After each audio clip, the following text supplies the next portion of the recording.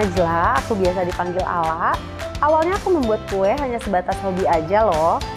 Tapi karena harus membantu kebutuhan ekonomi suami dan keluarga. Ditambah, sedari kecil aku sudah diajarkan untuk menjadi wanita yang mandiri. Akhirnya pada tahun 2016 terinisiasikan Bittersweet by Najla. Awal memulai bisnis, pasti ada tantangannya. Tantangan terbesar buat aku itu ketakutan bisnis yang gak laku. Selain itu, harus mengurus keluarga, sumber daya manusia, dan juga manajemen keuangan yang masih kacau balau. Belum lagi kalau dapat komplain dari pelanggan soal pengiriman. Memasuki masa pandemi, penjualan Bittersweet alhamdulillah justru makin laris. Bahkan omsetnya meningkat sebesar 5 kali lipat. Beruntung banget karena dari awal kita udah menguatkan penjualan secara online. Memang cafe dine-in kita sempat harus tutup. Tapi alhamdulillah tidak ada pengurangan dan pemecatan karyawan. Nah, aku pengen banget pelaku usaha perempuan di Indonesia untuk naik kelas bareng aku. Untuk menjadi yang lebih baik. Hai sis! Bersama Sisternet, kamu bisa leveling up skill bisnis impian kamu. Nah, di aplikasi Sisternet itu banyak banget artikel-artikel yang sangat menginspirasi. Bertemu langsung expert kamu setiap minggunya. Sharing bersama pelaku usaha perempuan lainnya melalui forum diskusi. Berbagi cerita dan karya inspirasi serta menghadirkan sebuah kelas pendampingan manajemen bisnis. Menghadirkan Sister Biz sebagai solusi digital yang bisa kamu dapatkan dengan mengikuti berbagai program Sisternet. Sisternet persembahan dari XL Axiata jadi lebih baik. Perempuan itu hebat, tapi kadang sebagai perempuan kita merasa ada batasan. Sekarang aku mau bilang, ayo mulai dari hal yang kalian inginkan.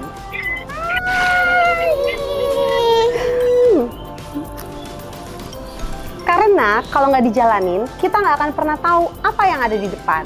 Makanya yuk gabung bersama Sisternet untuk masa depan pelaku usaha Perempuan Indonesia yang lebih cerah. Perempuan pintar, semua pintar.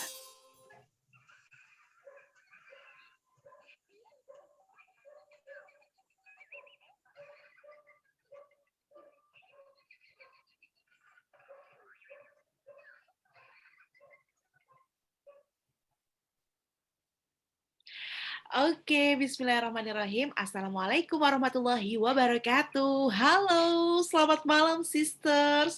Apa kabarnya semua sister yang ada di sini? Semoga tentunya sister semua selalu sehat dan terus semangat. Sebelumnya perkenalkan diri dulu, aku Irma yang insya Allah akan menjadi moderator pada kelas webinar malam hari ini. Yang tentunya Irma juga senang banget bisa hadir di sini barengan sama sister semua untuk belajar bareng di webinar kita kali ini yang bertemakan banjir orderan dari teknik copywriting and storytelling untuk bisnis online-mu. Nah, sebelum kita mulai kelasnya, Irma mau tahu dulu nih untuk para sisters yang sudah hadir pada kesempatan kali ini, boleh tulis di kolom chat dong, sudah hadir dari kota mana saja nih para sisters nih. Dan boleh juga perkenalkan diri para sisters di kolom chat. Sister tuh punya usaha atau produk apa sih yang biasa dijualin atau punya bisnis online apa. Nah, boleh banget nih juga di-share di kolom chat supaya kita juga bisa saling kenal. Nah, para sister sebelumnya mau jelasin dulu Sisternet tentang Sisternet nih ya. Nah, Sisternet ini merupakan program CSR dari XL Axiata yang fokus pada pengembangan kapasitas para UMKM perempuan Indonesia melalui platform digital dan juga teknologi. Tujuannya adalah usaha yang dimiliki perempuan Indonesia ini dapat berkembang lebih pesat tentunya, sehingga bukan hanya meningkatkan taraf kehidupan para perempuan itu sendiri dan juga keluarganya yang menjadi lebih baik, tapi juga bisa membantu lingkungan dan perempuan lainnya untuk berkembang dan juga menjadi lebih baik. Dan para sister, Sisternet ini sejak diluncurkannya ini pada tahun 2015. Saat ini sudah memiliki lebih dari 45.000 anggota. Banyak banget ya. Jadi ini juga mengundang para sisters untuk menjadi anggota dari Sisternet itu sendiri. Rangkaian kegiatannya ini melibatkan penyediaan konten edukatif dan juga kelas online secara gratis melalui aplikasi Sisternet yang tersedia di Google Play Store dan juga Apple App Store. Sisternet ini bertujuan untuk meningkatkan soft skills para UMKM perempuan Indonesia dan juga mendigitalkan kurang lebih 1 juta UMKM perempuan Indonesia pada tahun 2025. Semoga ini bisa benar-benar tercapai tentunya, yang mana ini juga memerlukan support penuh dan juga dukungan dari para sisters nih pastinya. Jadi yang belum download aplikasi Sisternet di Google Play Store ataupun Apple App Store, boleh langsung sekarang download supaya nggak ketinggalan kelas-kelas online-nya dan juga berbagai tips-tips menarik yang dihadirkan oleh Sisternet itu sendiri.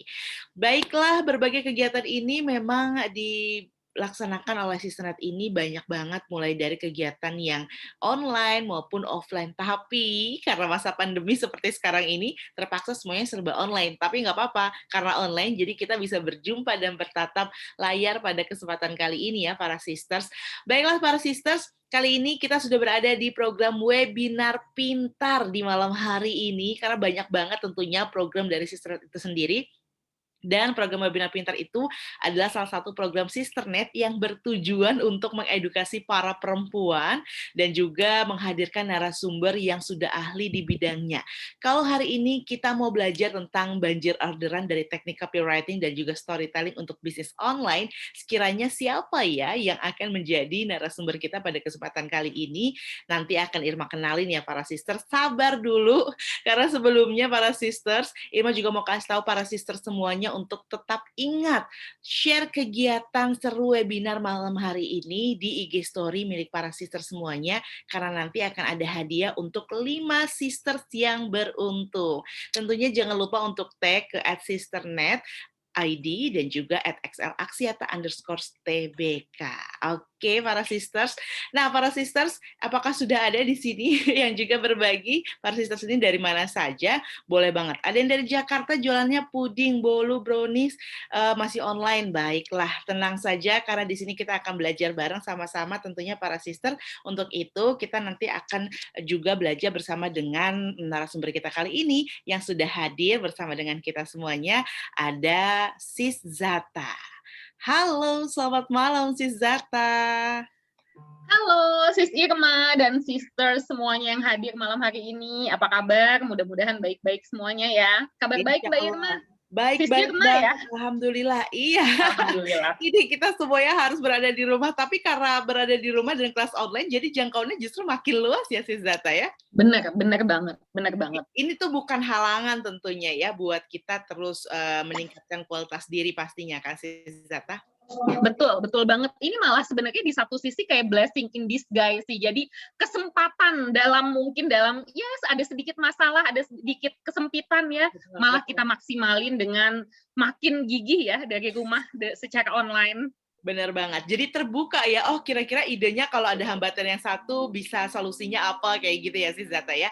Oke, Sis Zata, kali ini kita akan belajar nih gimana sih caranya bisa banjir orderan dari teknik copywriting dan juga storytelling. Nah, Irma mau jelasin dulu nih ya Sis Zata kepada para sisters, karena copywriting ini kan teknik memasarkan atau menjual dengan tulisan. Sedangkan storytelling ini adalah kemampuan untuk bercerita maupun mendongeng. Ini kayaknya nggak semua sisters, termasuk saya juga, untuk bisa pandai menulis, apalagi bercerita, ditambah lagi bisa mendongeng. Kayaknya ini sesuatu yang harus dipelajari, dan apakah mungkin kita bisa menjadi seorang ahli jika belajar teknik menulis dan juga berdongeng yang bisa punya andil nih untuk bisnis online kita? Jawabannya pasti akan diterangin langsung sama Sis Zata. Untuk itu langsung aja makasih kesempatan untuk Sis Zata membagikan materinya pada kesempatan kali ini. Silakan Sis Zata. Terima kasih banyak, Sis Irma. Oke, saya izin mau share screen dulu sebentar. Nah, sister semuanya, terima kasih yang sudah bergabung di malam hari ini. Ini adalah menurut saya ini kesempatan yang luar biasa banget buat kita semua, buat saya untuk berbagi dan buat sister semua untuk mendapatkan mungkin ilmu baru atau mungkin yang sudah menguasai copywriting dan storytelling, ini refresh ya, kesempatan untuk refresh juga. Oke, sudah kelihatan ya, saya akan mulai. Oke.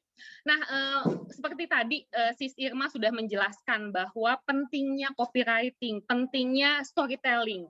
Banyak dari kita yang mungkin berpikir, aduh saya udah dari sananya senang cerita, saya udah dari sananya cerewet, atau saya udah biasa kok nulis panjang-panjang. Nah, itu bagus sekali, tapi tetap kalau bisa itu dibalut dengan copywriting dan storytelling serta story selling. Nah, di sini saya agak plesetin dikit nih. Kita kan mau ngomongin storytelling.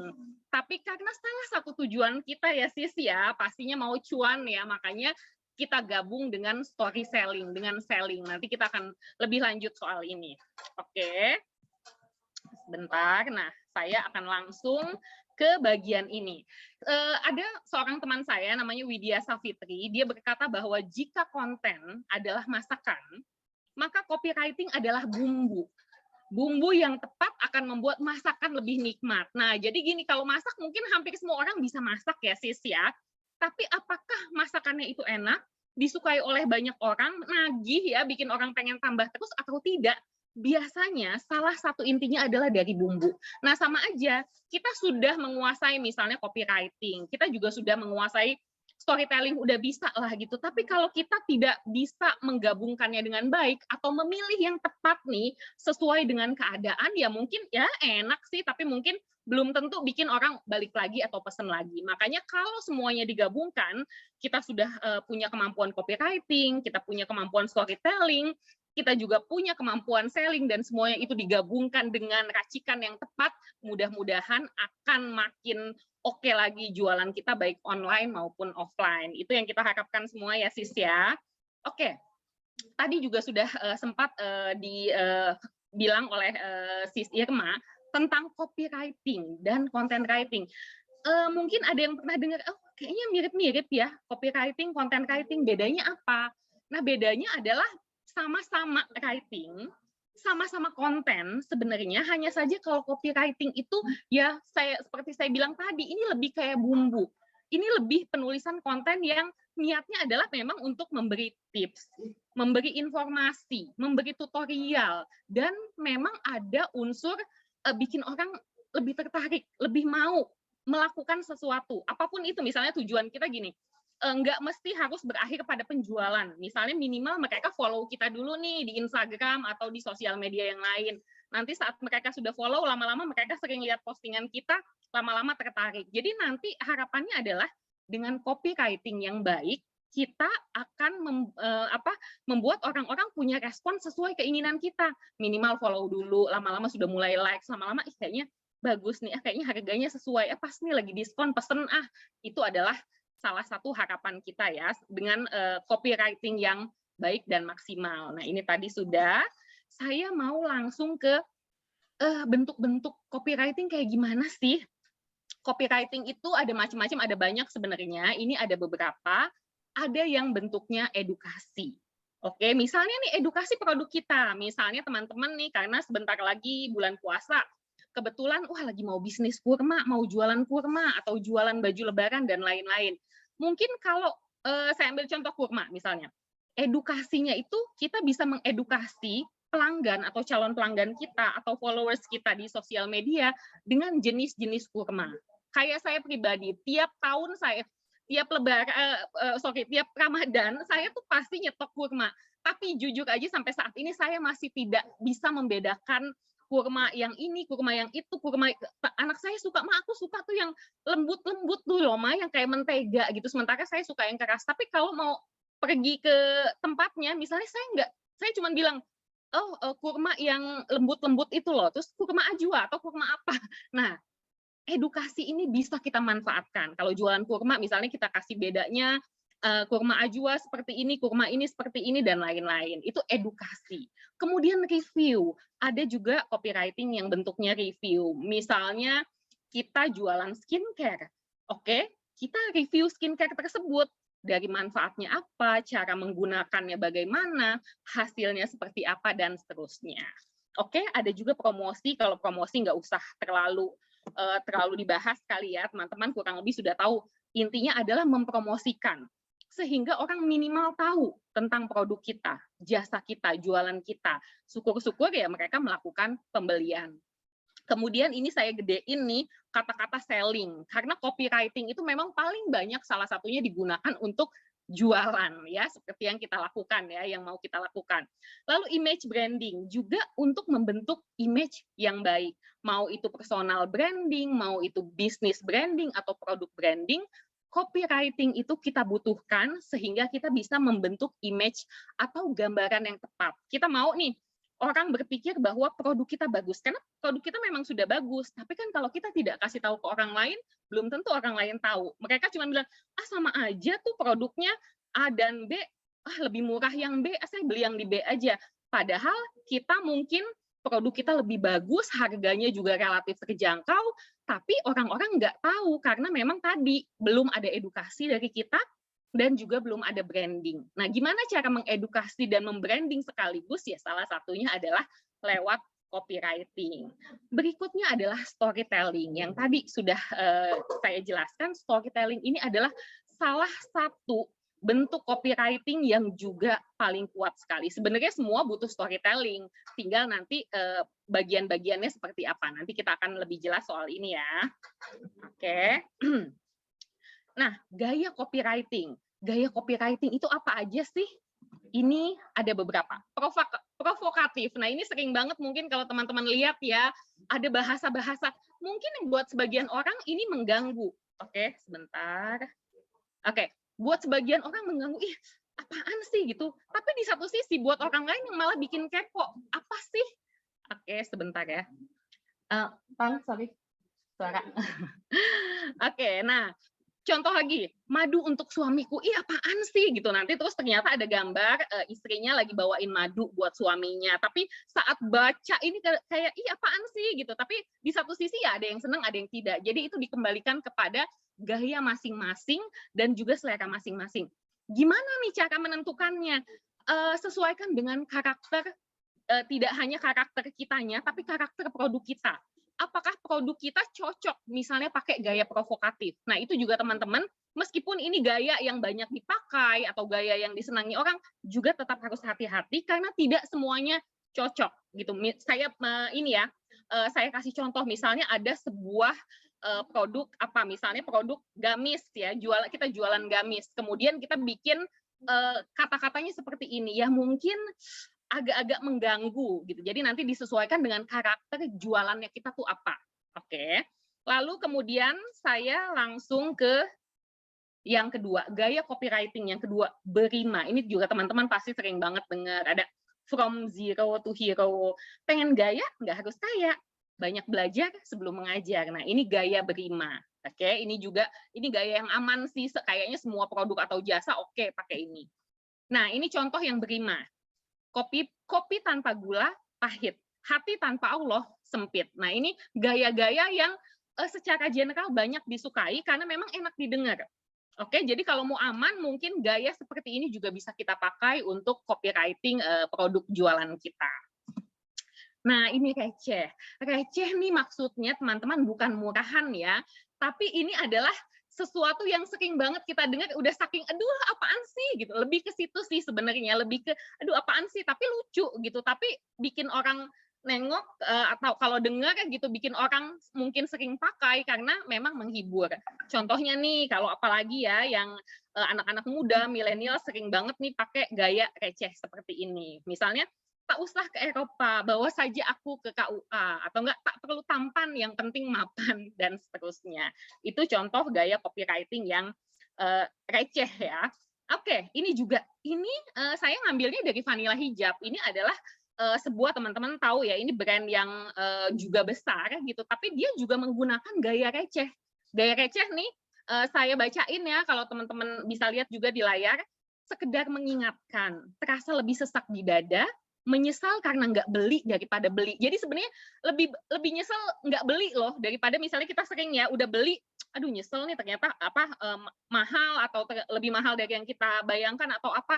Tapi dia mau ngingetin bahwa lebih nyesel nggak beli loh daripada nyesel beli. Nah itu kan sebenarnya juga kayak bercandaan ya. Ini juga masuk ke kategori receh tapi juga tidak mengganggu orang lain.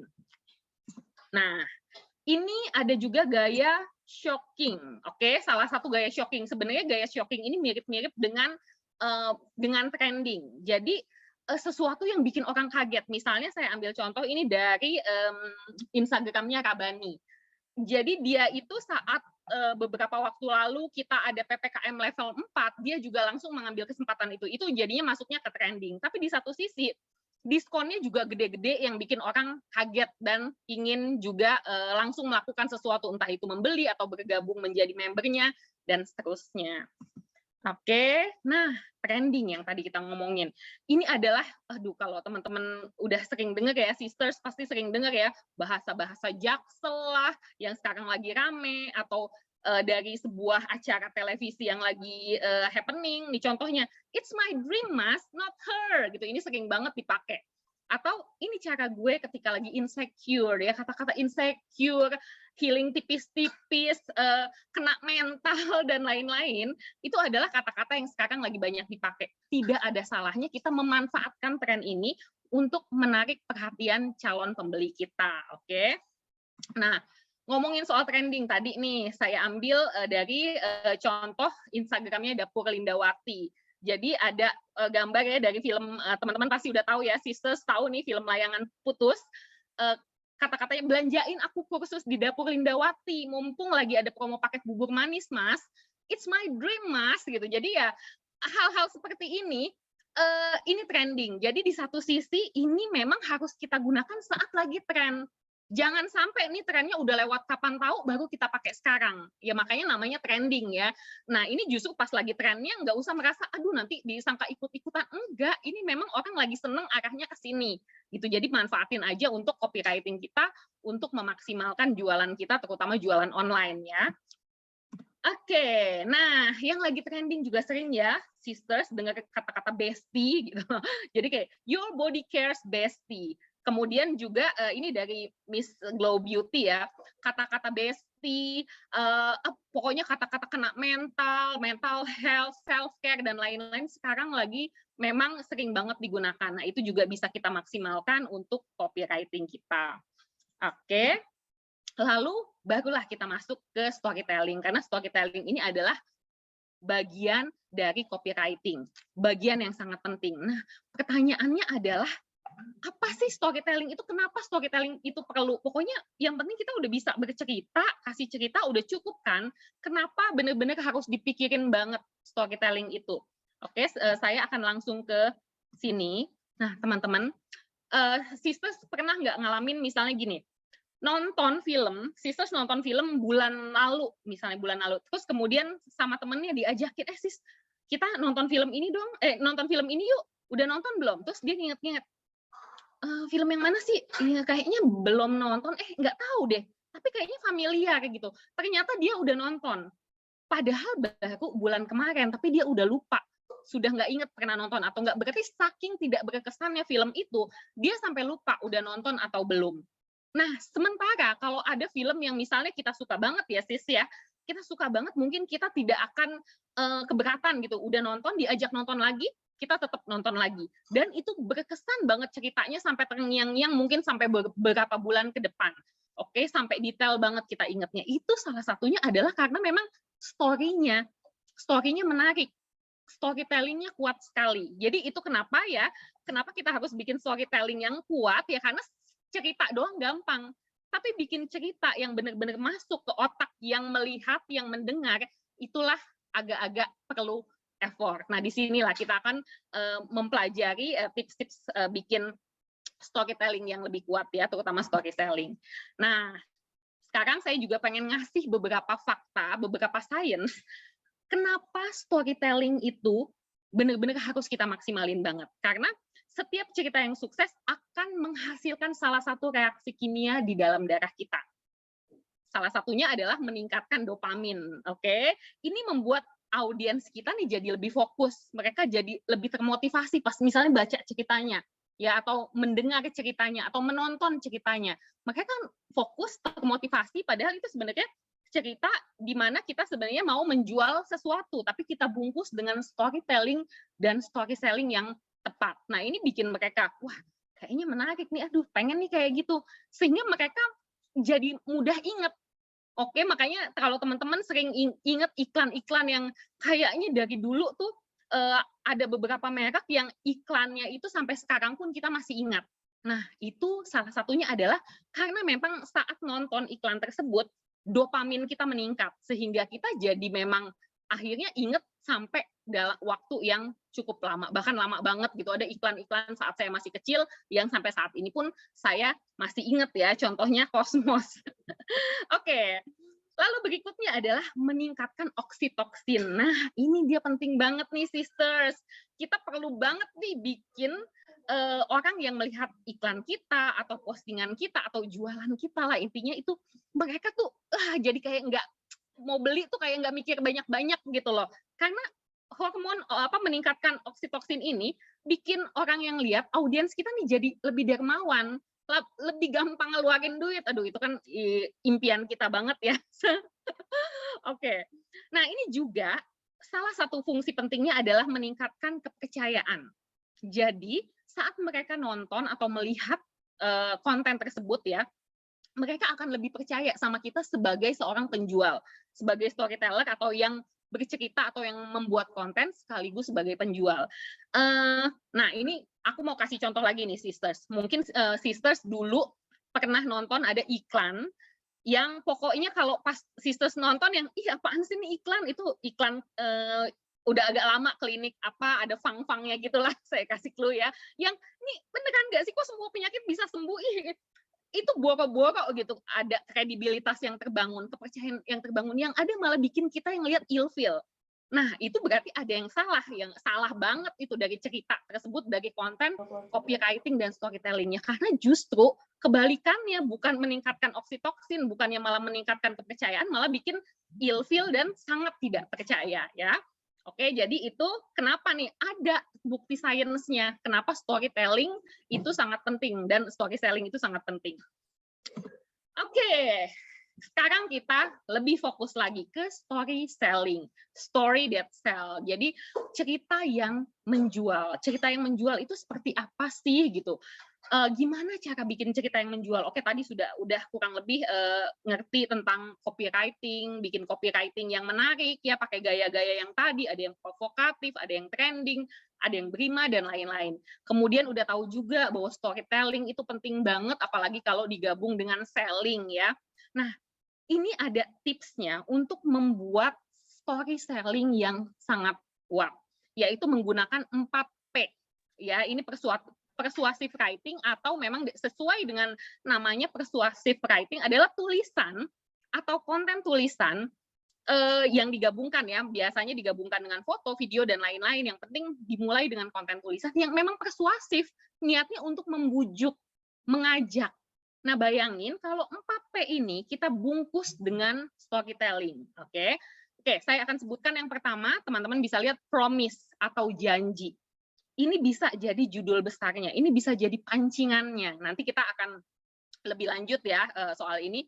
Lalu P yang kedua adalah picture atau gambaran. Nah, gambaran di sini maksudnya bukan gambar visualnya, tapi storytellingnya. Kita memberikan gambaran. Jadi tadi kita kasih janji dulu nih, atau kasih judul besarnya kepada orang yang melihat konten kita, lalu kita ceritakan, kita kasih gambaran, kita kasih storytelling. Setelah itu, pelan-pelan kita masuk ke bukti atau proof, ke yang P yang ketiga, proof atau bukti. Bukti ini sekarang kan kalau nggak ada bukti hoax ya, jadi kita harus memperlihatkan entah itu before after, entah itu transformasi dan seterusnya.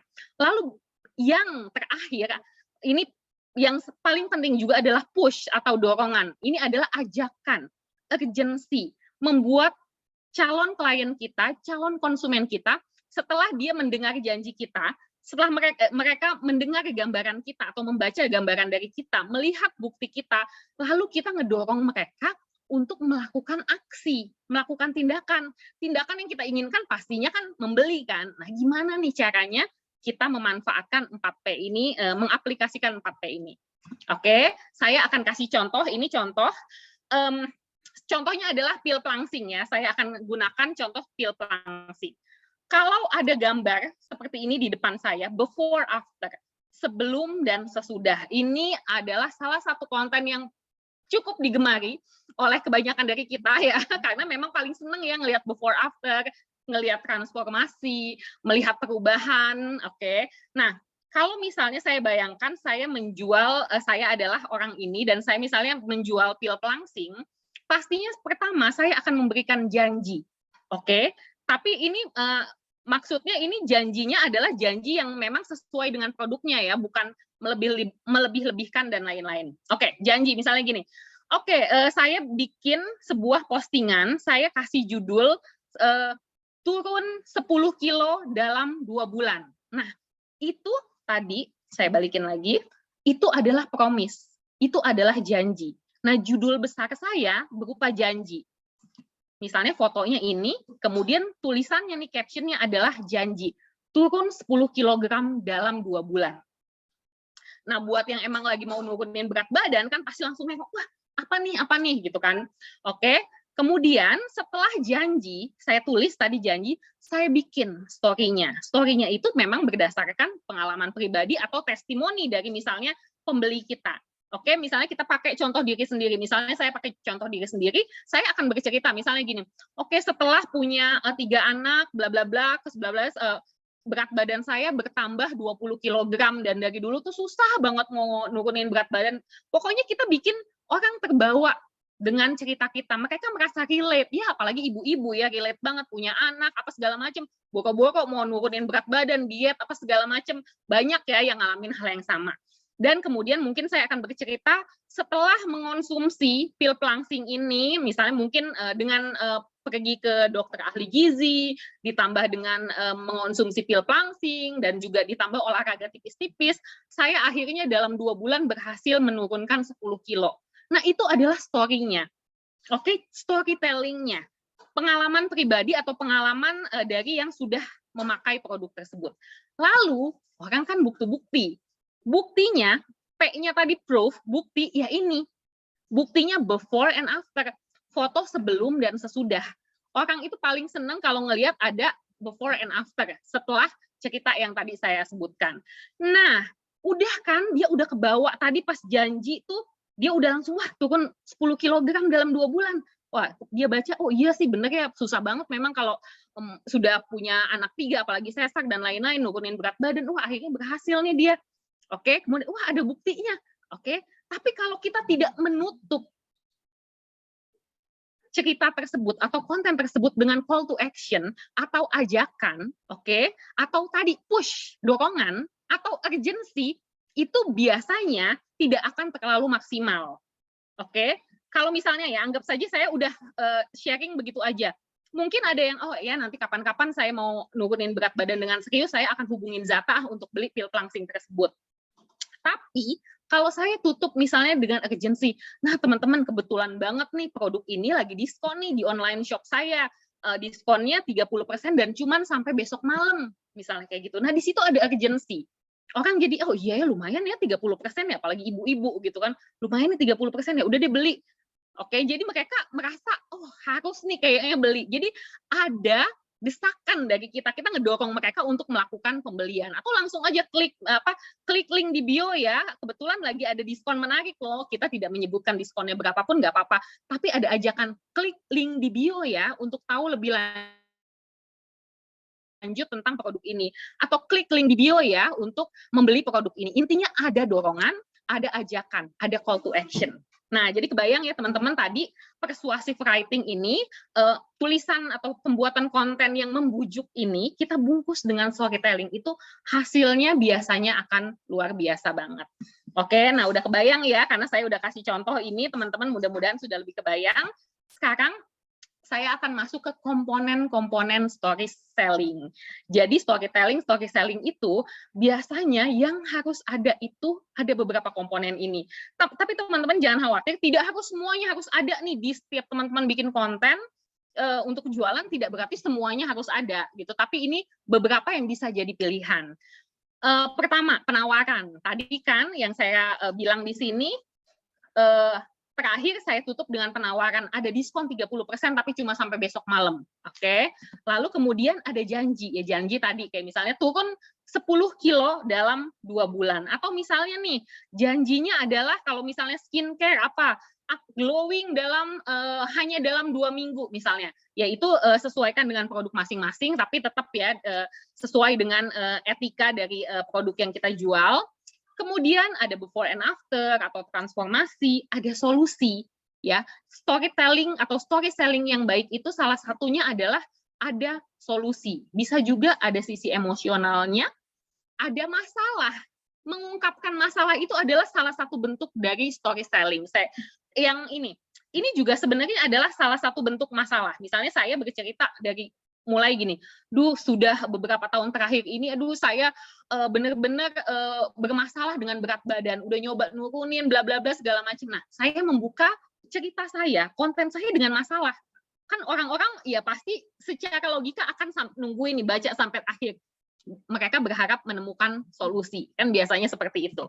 Nah, jadi ada solusi, ada masalah, ada urgency, ada pertanyaan. Kita juga bisa membuka storytelling kita dengan pertanyaan. Nanti saya akan kasih contoh ya, dan pastinya call to action.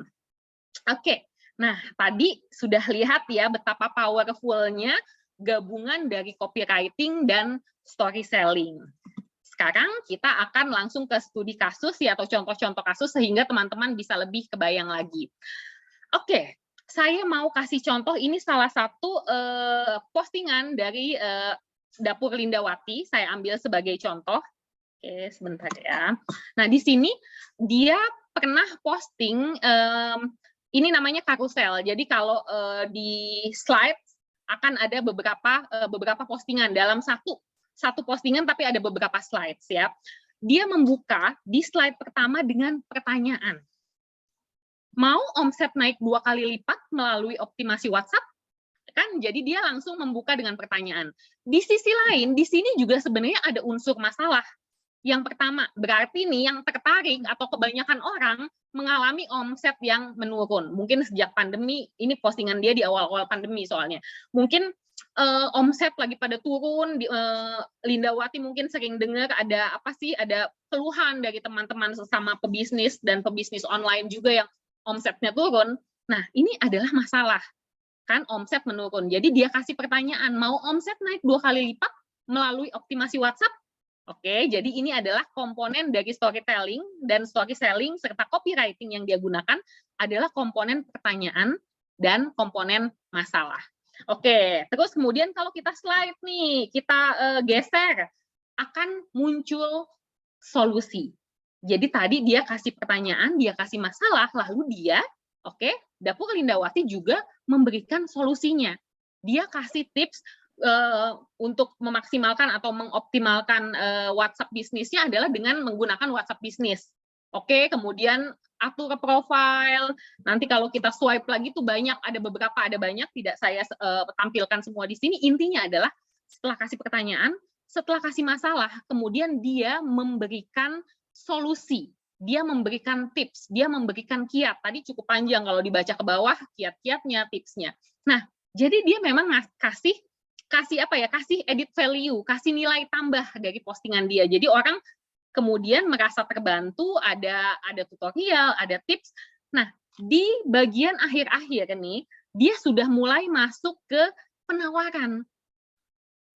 Dia masuk ke penawaran dan kemudian diakhiri dengan call to action. Dia jadi ngasih tahu nih bahwa ada eksklusif community Dapur Lindawati di Facebook. Kalau misalnya mau bergabung di sana tuh banyak banyak tips, banyak resep gratis dan lain-lain. Jadi dia mengajak atau menawarkan orang yang membaca postingan dia untuk bergabung ke eksklusif community-nya. Lalu langsung ada call to action. Jangan sampai kompetitor kamu tahu lebih dulu ya, gabung sekarang. Itu adalah ajakan. Dan itu ada sisi urgency-nya juga. Dengan kata-kata, jangan sampai nih pesaing kamu gabung duluan. Makanya buruan gabung. Karena di dalam Facebook community tersebut ada banyak tips tambahan, ada banyak resep gratis, dan lain-lain. Tapi di dalam eksklusif community di Facebook tersebut juga banyak sekali penawaran dan jualan. Dia jualan resep, dia jualan kelas, dia jualan buku. Nah, tapi kenapa ini powerful banget, ini bagus banget, karena orang-orang tidak merasa terganggu dengan dia jualan, dia ngasih penawaran, karena mereka sudah merasa diuntungkan, dikasih tips. Jadi alurnya seperti itu. Jadi misalnya teman-teman ingin mengajak klien, followers, dan lain-lain, konsumen untuk bergabung di grup jualannya kita, misalnya, atau di grupnya kita. Jangan langsung tiba-tiba yuk gabung atau yuk beli gitu, tapi memang ada alurnya. kayak tadi misalnya dia membuka dengan pertanyaan, kemudian masalah, kemudian dia kasih tips-tips. Jadi kita yang membaca sudah merasa terbantu, tipsnya bagus banget ya, wah ini berguna banget buat saya. Jadi saat pada akhirnya ditutup dengan penawaran, kita nggak merasa kecelek, kita nggak merasa sebel, iya apaan sih jualan banget sih, enggak, karena kita sudah merasa mendapat manfaat. Tadi dikasih tips. Tapi bayangin deh, kalau tiba-tiba dia langsung jualan mungkin ya beberapa dari kita biasa-biasa aja, tapi ada yang juga yang udah skip aja jualan banget, seperti itu. Jadi ini adalah salah satu contoh postingan yang memang secara copywriting-nya kuat banget, storytelling-nya juga, dan story selling-nya. Oke, mudah-mudahan udah makin kebayang ya, jadi bagaimana cara membuat postingan yang memang powerful banget, membantu kita mengembangkan usaha kita secara online terutama. Nah, mumpung ya sebentar lagi kayaknya 2 minggu lagi ya, sekitar 2 minggu lagi udah mau Ramadan, pas banget nih, saya mau kasih tips copywriting dan branding, branding tipis-tipis menjelang Ramadan. Jadi biar langsung bisa dipraktekin nih pengetahuan tentang copywriting-nya dan storytelling-nya ya. Saya akan kasih beberapa tips yang bisa kita pilih ya, atau kita jalankan semua, sesuaikan aja dengan situasi masing-masing. Nah, kalau bisa, mumpung nih masih ada sekitar 10 hari sampai 2 minggu, mulai sejak sebelum Ramadan. Jadi jangan pas bulan puasanya, hari pertama puasa, baru bikin konten untuk bulan Ramadan. Misalnya kalau bisa sebelumnya, ya seminggu sebelumnya lah teman-teman, jadi masih punya waktu untuk mempersiapkan konten-kontennya. Lalu jangan lupa untuk kata kunci spiritual. Kata kuncinya yang Ramadan banget, yang bulan puasa banget. Ada banyak lah, sedekah, sosial, buka puasa bersama, diskon lebaran, dan lain-lain. Intinya teman-teman memang harus melakukan riset, cari aja misalnya teman-teman googling atau lihat postingan-postingan dari nggak mesti kompetitor ya, postingan dari manapun yang kaitannya dengan Ramadan, teman-teman bisa lihat kata kunci apa yang paling sesuai dengan produk atau jasa yang teman-teman jual. Oke, kemudian ubah jam posting konten. Nah ini kadang-kadang yang mungkin orang sering miss ya, ubah jam posting konten. Jadi mungkin kalau pas jam-jam sorenya teman-teman udah ngeh, karena wah udah deket-deket buka puasa. Jadi kalau mau posting makanan atau apa, sore pas banget nih. Tapi jangan lupa bahwa pagi dulu biasanya kita posting nih misalnya jam 8 pagi, jam 9 ya kita posting. Di bulan puasa bahkan jam 4 subuh atau jam 5 subuh itu adalah jam yang cukup rame. Jam yang rame bahkan. Saya membaca hasil riset 17%, sekitar 17% itu beberapa tahun yang lalu ya, saya rasa sekarang lebih tinggi lagi presentasenya, bahwa 17% lebih rame di negara-negara yang memang kebetulan umatnya menjalankan ibadah puasa gitu. Jadi teman-teman kalau emang sudah siapkan konten yang memang dipostingnya tuh di jam-jam tersebut, dan sesuaikan memang produknya pun yang berkaitan dengan bulan puasa dan juga Lebaran. Nah, berikutnya juga bisa kita kasih diskon spesial Ramadan, giveaway Ramadan, atau gerakan-gerakan sosial. Ini nih yang paling bukannya memanfaatkan dalam artian bagaimana, tapi memang di bulan puasa orang memang bawaannya kan mau sedekah, mau berbagi gitu. Jadi gerakan sosial itu memang menjadi konten yang emang enak banget gitu untuk kita maksimalkan di bulan puasa atau bulan Ramadan. Oke. Nah, teman-teman, ini saya mau kasih beberapa contoh ya yang tadi tips-tips tadi. Ini postingan dari Rabani juga. Jadi dia di sini menggunakan tips Road to Ramadan. Jadi dia kayaknya udah dari sebulan yang lalu kayak 30 hari menuju Ramadan, 25 hari menuju Ramadan, 20 hari menuju Ramadan. Itu adalah Road to Ramadan. Jadi dia memulai jauh tapi jangan jauh-jauh banget ya. Sebulan sebelum Ramadan ini adalah yang tepat. Tapi saya bilang 2 minggu atau 1 minggu sebelumnya lah, pokoknya kita sudah mulai. Jadi dia sudah memanfaatkan itu tadi, road to Ramadan atau menjelang Ramadannya. Kemudian di sini ada sedikit unsur provokatif. Jadi ini gaya ya, maksudnya provokatifnya bukan dalam artian yang negatif, tapi gayanya provokatif. Dan plus trending dan tematik. Provokatif dan trendingnya, kalau teman-teman mungkin banyak yang mengikuti berita-berita di internet, berita-berita di televisi dan lain-lain, yang berkaitan dengan crazy rich, itu kan lagi apa ya, lagi happening banget, lagi banyak kita dengarkan ya, ada beberapa crazy rich yang kemudian bermasalah dengan hukum dan lain-lain, dan akhirnya itu entah jadi bercandaan, entah jadi konten dan lain-lain. Nah, maksudnya provokatifnya di situ, kita memanfaatkan sesuatu yang lagi panas nih untuk menjadi konten kita. Jadi di sini ada kalimat, sebentar ya, saya ketutupan ini. Ada kalimat gabung jadi member affiliate Rabani, insya Allah jadi crazy rich beneran. Jadi bukan crazy rich yang nanti berakhir di bui ya, tapi crazy rich beneran. Jadi dia memang memanfaatkan trending dan juga sedikit provokatif ya, menggunakan kata-kata yang sebenarnya yang sekarang lagi rame ini agak-agak mengarahnya ke negatif, tapi kita membalikannya menjadi positif. Jadi ini adalah salah satu postingan yang menurut saya juga bagus sekali, dia sesuai temanya menuju Ramadan, kemudian juga agak-agak menggelitik dengan ngambil gaya provokatif, trending, dan juga tematiknya. Oke, nah ini saya ambil dari Vanilla Hijab. Ini juga kalau di sini ada unsur emosionalnya, ada unsur emosional, ada unsur sosial. Yang tadi saya bilang, kalau bulan puasa itu pasti postingan-postingan yang berkaitan dengan sosial, sedekah, itu menjadi sesuatu yang sangat umum. Nah, karena saking umumnya kan gimana nih caranya biar stand out, biar orang tuh ngeh gitu ya. Memang akhirnya itu kreativitas dari kita. Kita memang harus kreatif, cari ide, lihat aja kompetitor, lihat aja postingan yang lain, bagaimana mereka membuat kegiatan sosial mereka menjadi sesuatu yang menarik. Maksudnya menarik itu adalah tidak hanya menarik seperti apa ya, tapi juga membuat orang tergerak untuk ikut berpartisipasi, sampai kelibet tuh saya, ikut berpartisipasi. Kayak misalnya nih, mungkin kita punya produk, kita mau jual apa, misalnya kita mau jual kurma, kemudian kita bisa bikin campaign seperti ini.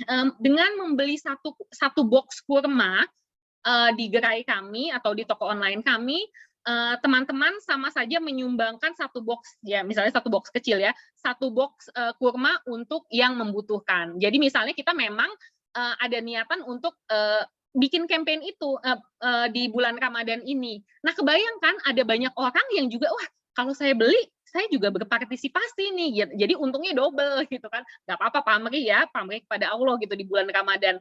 Nah, campaign seperti itu juga menjadi salah satu campaign yang disukai oleh calon pembeli, oleh netizen dan lain-lain. Jadi mungkin kita pikirkan gimana caranya biar kegiatan sosial kita menjadi konten yang menarik, tapi juga mendatangkan pahala ya bagi kita dan juga pastinya bagi orang lain. Nah, ini contoh storytelling-nya Vanilla Hijab, dia kekuatan storytelling tidak hanya di caption-nya, tapi juga di foto-fotonya. Jadi foto itu atau video juga bercerita loh. Di situ ada storytelling dari foto dan video. Dia memperlihatkan produk yang akan disumbangkan. Ada beberapa foto lain, cuman saya belum taruh di sini. Produk yang lainnya itu adalah dia mengumpulkan dari para pembeli Vanilla Hijab, kerudung-kerudung bekas dan lain-lain yang kemudian dia ulang lagi ya, dia bagusin lagi gitu, maksudnya dicuci lagi, kemudian ditaruh di box yang cantik dan lain-lain, sehingga kemudian nanti akan dibagikan kepada yang memerlukan. Kemudian dia posting foto-fotonya, sehingga foto-fotonya bagus, sehingga orang tuh merasa, saya ini loh, saya ikut berpartisipasi loh, sehingga ini semua bisa terjadi, sehingga banyak orang yang menerima hijab-hijab yang sudah diperbagus lagi itu. Plus nanti mereka memang menambahkan hijab dari mereka sendiri. Jadi intinya adalah bagaimana caranya kita bisa membuat orang-orang berpartisipasi dan merasa terlibat. Nah, salah satunya adalah lewat storytelling kita. Oke, ini adalah salah satu contohnya. Kemudian, nah ini adalah bentuk di mana kita menggabungkan bonus atau hadiah atau challenge ya selama Ramadan. Di sini ada postingan dari Kurma Hijrah. Kurma Hijrah, jadi dia bikin challenge namanya Hijrah 30 hari penuh berkah. Nah, saya sempat melihat campaign ini adalah kalau misalnya pembelinya atau konsumennya mereka membeli, kemudian memposting, selama 30 hari atau adalah hitungannya mereka itu, nanti akan akan ada pemenang selain nanti bisa dapetin gelas, dompet, kemudian juga nanti ada juga bisa memenangkan untuk 3 orang terpilih dapat 1 unit sepeda motor listrik sebagai hadiah utama. Jadi memang digabungin, ada bonusnya mungkin gelas cantik atau dompet, kemudian buat pemenang challenge mereka mendapatkan 1 pemenang dapat motor listrik. Nah ini teman-teman, sisters, ini dijadikan inspirasi aja, bukan berarti hadiahnya harus gede kalau kita bikin challenge atau bonusnya harus gede. Tidak, sesuaikan dengan memang kemampuan kita masing-masing, jualan kita ya jangan juga kita baru jualan kemudian sudah bikin hadiah yang lumayan bikin berat di kantong, tidak. Tapi ini adalah ide, sekecil apapun, selama kita copywriting-nya bagus, fotonya bagus, postingannya bagus, itu biasanya pasti akan ada perubahan yang signifikan ya, entah nanti engagement-nya bertambah, yang membeli, yang follow juga bertambah, dan seterusnya. Oke, kemudian ini adalah contoh receh dan Ramadan banget. Jadi kayak tadi saya sebutkan bahwa salah satu gaya copywriting itu adalah receh. Nih, saya bacain. Istiqomah itu berat, kalau ringan namanya istirahat. Nah, sebenarnya maksudnya receh seperti itu ya teman-teman ya, bukan receh murahan atau merendahkan, tapi maksud receh di sini adalah sesuatu yang iya apaan sih tapi lucu gitu. Nah, ini adalah salah satu contohnya. Istiqomah itu berat, kalau ringan namanya istirahat. Nah, kemudian ini sebelah kanan saya ini contoh postingannya Burger King di bulan Ramadan. Memang postingannya Ramadan banget. Selain ada tulisan Ramadan Karim, juga dia burgernya dibikin kayak bulan sabit ya, mungkin itu jam-jam malam tuh biasanya menjelang sahur gitu, jam 2, jam 3. Ya pokoknya intinya adalah untuk menunjukkan postingan yang Ramadan banget tapi playful. Playfulnya adalah ya dengan gambar yang sangat menarik, yaitu burgernya tuh dibikin kayak bekas digigit, kayak bentuknya kayak bulan sabit gitu. Jadi kembali lagi intinya adalah ke kreativitas kita masing-masing. Teman-teman sudah tahu copywriting itu seperti apa, storytelling itu cara bikinnya kurang lebih seperti apa. Ada beberapa komponen yang kalau teman-teman masukin ke dalam storytelling tadi, kayak bentuk pertanyaan, masalah, before after, itu akan membantu memperkuat storytelling-nya sehingga akan lebih menarik untuk calon pembeli dan juga followers kita di dunia digital. Oke. Nah, saya akan menutup dengan quotes. Marketing is no longer about the stuff you sell, but the story you tell. Oke, maksudnya seperti ini. Jadi teman-teman, saat kita sudah mulai memikirkan copywriting, mau serius di copywriting-nya, di storytelling-nya, itu artinya adalah ini sudah harus dipastikan bahwa produk atau jasa yang kita jual itu sudah bagus, sudah oke banget, sudah sesuai dengan kita gitu. Jadi sebenarnya produknya udah oke atau jasanya udah oke, tinggal gimana nih kita memaksimalkan penjualan produk atau jasa kita dengan storytelling kita. Ya, jadi bukan berarti wah produknya nih sebenarnya sih jelek nih, gimana ya saya bikin laku gitu caranya dengan storytelling. Saya bilang bahwa ini produk bagus banget, ini apa, pokoknya ya bukan bermaksud menggurui, tapi kan sisters juga tahu ya bahwa arahnya tidak ke situ. Jadi tetap kita storytelling itu adalah untuk memperkuat produk kita yang memang sudah oke, produk maupun jasa yang sudah oke. Gimana nih, karena banyak kompetitor yang punya produk yang sama, harganya mirip-mirip aja sama kita. Gimana nih caranya biar lebih laku, terutama di dunia digital, terutama secara online. Salah satunya adalah teman-teman benar-benar sisters maksimalin deh copywriting-nya dan storytelling-nya. Salah satunya seperti tadi caranya. Nah, oke. Kalau memang ada pertanyaan, mau diskusi dan lain-lain, saya silakan. Saya balikin dulu ke Sister Irma. Silakan, Sister Irma. Oke, baik. Terima kasih banyak untuk Sis Zata yang sudah menjelaskan panjang lebar, banyak banget, dan bahkan ini saya rasa ya bukan hanya saya bisa mendengarkan saya, tapi tadi beberapa kali mungkin nampak juga di layar, saya mencoba meng-capture gitu, karena nggak sempat nulis kan, kita coba capture dan lain sebagainya. Semoga ini juga bisa dilakukan oleh para sister sekalian semuanya, karena menurut saya ini adalah waktu yang tepat banget buat kita hadir di kelas webinar kali ini untuk belajar orderan gitu ya, karena bener banget, apalagi sebentar lagi Ramadan, di mana orang bilang katanya Ramadan tuh kayak ada rezekinya tersendiri Yes, gitu kan. betul. Jadi menurut saya nggak ada salahnya buat kita bisa benar-benar fokus gimana membuat sebuah konten. Tapi memang sih Zata yang namanya membuat konten itu nggak bisa dibilang gampang, tapi susah, menyita waktu, menyita pikiran dan lain sebagainya. Saya yakin di sini juga banyak sekali pertanyaan yang akan disampaikan oleh para sister sekalian.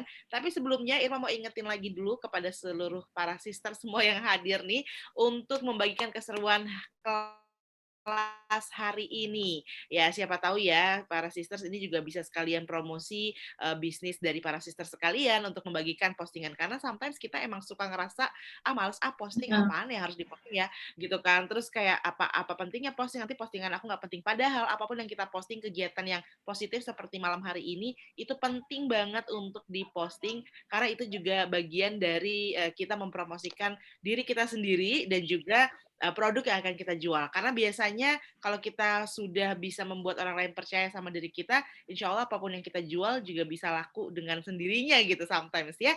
Oke, para sisters, ini adalah waktunya para sisters semua untuk bertanya secara langsung kepada Sis Zata. Kalau ada yang mau tanya, boleh banget langsung aja di kolom chat, atau ada yang ingin raise hand, nanti kita berikan kesempatan untuk tanya langsung. Silahkan untuk para sisters semua, ada waktunya. Oh ya, malam. Iya, bagaimana kabar? Halo, sebentar nanti saya akan sampaikan Lagi nyantai. Mana? untuk Sister Ida. Di sini boleh ya Sis Zata, kita mungkin tanya langsung ya. Di sini belum Boleh, sempat boleh ya. banget. Silakan. Oke, silakan Sis Ida, boleh di-unmute. Oke, silakan. Halo, selamat malam Mbak Zata dan juga Mbak Irma. Mohon maaf Mbak, saya close ininya ya, videonya. Ya, nggak apa-apa. Iya. Terima kasih atas kesempatannya. Gini Mbak, ini kedua kalinya saya ikut kelasnya Mbak Zata dan juga alhamdulillah excited luar biasa. Dan bagus sekali ini menjadi bekal nantinya untuk promosi di bulan Ramadan nanti. Cuman gini Mbak, saya ada kendala yang saran-sarannya tadi kita udah mulai timer pada saat